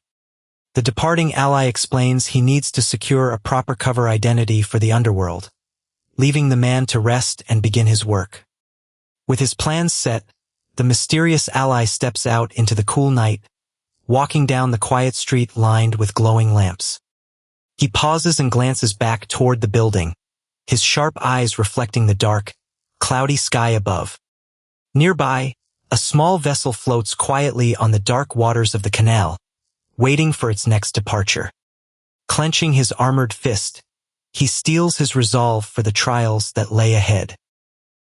He stands by the railing, staring out at the distant boat as a cold wind sweeps across the harbor. The next morning, a frenzy of reporters gathers outside a grand estate, whispering in disbelief about the wealthy old man, Rickson, who was allegedly eaten by a monster. Flashbulbs pop as the press discusses the lack of evidence left behind, fueling wild rumors that Rickson was secretly practicing black magic. When asked about the beast's fate, another journalist reveals that the mage guards engaged in a brutal hour-long battle to incinerate the creature. Suddenly, one of the reporters stops mid-sentence, distracted by a sudden shift in the atmosphere. A crisp white boot steps firmly onto the stone pavement, commanding immediate attention. The crowd parts in awe as a high-ranking officer from the security bureau arrives, sending shockwaves of murmurs through the onlookers. Gasps echo as they realize that the legendary Knights of Nightcrawler have joined the scene. Led by the Lord Protector herself, the formidable Knight Commander, Tarina Lionhowl, makes her grand entrance. The press goes wild, realizing this case is far more significant than they thought, and they quickly shift their focus to writing about the Bureau's involvement. Tarina approaches the estate's heavy iron gates, leaving the guard visibly sweating in her intimidating presence. With absolute authority, she calmly commands the guard to open the gates. Terrified but trying to do his job, the guard stammers that he is strictly forbidden from letting anyone enter. Her eyes flare with a menacing purple glow as she repeats her command, leaving no room for negotiation. Overwhelmed by her terrifying aura, the guards instantly flinch and nod in compliance. The iron gates creak open, and Tarina strides confidently into the mansion's courtyard. Followed closely by her elite squad, she marches through the grand hallways to take control of the investigation. Inside, Inspector Tebrin quickly salutes her, expressing his immense honor at meeting the legendary commander. She wastes no time, declaring that the Security Bureau is officially taking over the case and ordering him to hand over all evidence immediately. Stunned by the sudden takeover, Tebrin can only nod and meekly agree to her demands. Orders are quickly given to evacuate the premises, clearing the way for Tarina and her squad to begin their thorough investigation. Once they are left alone, the heavy doors close behind them with a sharp click, leaving Tarina and her trusted squad to begin their investigation of the study. Enya immediately lets her guard down, sighing in relief at how exhausting it was to maintain her serious facade, which prompts Lloyd to sternly tell her to behave. Enya playfully retorts that there is absolutely no reason to stay stiff and formal when there is nobody else around to watch them. However, Lloyd remains completely serious, insisting that as members of the prestigious Nightcrawlers, they must uphold their flawless reputation at all times. Tarina steps in to break up the bickering, gently siding with Enya by stating that a relaxed attitude is perfectly fine as long as they do not show it to outsiders. But the moment Tarina reminds them of their true objective, both Lloyd and Enya instantly snap to attention, saluting with absolute discipline. Approaching the giant, charred silhouette in the center of the study, Tarina looks down at the beast in disgust, calling the sight truly appalling. She notes that the victim, Belbot Rickson, was rumored to be involved in cryptid research rather than black magic, making his sudden death by a rogue monster highly suspicious. Flipping through his notes, Lloyd confirms that every single witness report perfectly aligns, stating only that a monster appeared and killed the wealthy merchant. Enya closely inspects the charred remains, noting that the creature is so thoroughly burned that identifying its species or origin is practically impossible. Deciding that the beast itself yields no more clues, Tarina commands her squad to begin searching the rest of the room. The squad quickly disperses across the lavish study, with Lloyd checking the windows, Enya searching the furniture, and Tarina focusing on the portraits lining the walls. Tarina stands quietly before a beautifully framed portrait of a woman, her sharp eyes scanning the wooden paneling around it. She notices a subtle imperfection. The frame is slightly tilted on an otherwise pristine, dust-free section of the wall. With a light click, Tarina pushes the frame aside, revealing a hidden mechanism that slides the wall panel open. Lloyd is surprised to see a secret compartment, but Tarina peers inside only to find it completely empty. Kneeling down to inspect the recess, Tarina deduces that the size and hidden location make it the absolute perfect spot for a secret safe. Enya chimes in, pointing out that a notoriously ruthless businessman like Rickson would naturally want to hide his illicit black money in such a spot. Tarina agrees, confidently stating that the wealthy merchant definitely kept his private slush fund here, and that the safe was present up until last night. Pointing out the complete lack of dust inside the compartment, she connects the dots between the merchant's death, the monster's arrival, and the stolen safe. To Tarina, this sequence of events is far too perfect to simply be a series of random coincidences. It is glaringly obvious that someone orchestrated this entire incident, but she wonders who could possibly pull off such a heist without leaving a single shred of evidence. As she contemplates the sheer level of skill required for such a flawless crime, only one legendary figure comes to her mind. She envisions the phantom thief standing proudly against the backdrop of a full moon, clad in a top hat and a flowing cape. With a grim look on her face, Tarina quietly mutters the name of the culprit, Arsène Lupin. Startled by her sudden movement, Lloyd asks what's wrong, but Tarina quickly brushes it off as she rises, claiming it was nothing. She immediately pivots, asking Lloyd if there have been any unusual occurrences in Reederbelk recently, to which he replies that there was indeed one incident. Lloyd details how an abandoned factory burned completely to the ground, a suspicious event that took place right around the time of Bellabot's death. Sensing a connection, Tarina's eyes narrow with determination as she asserts her belief that they will find something of value at the site. Without wasting another moment, she decisively orders them to set off and investigate the ruins.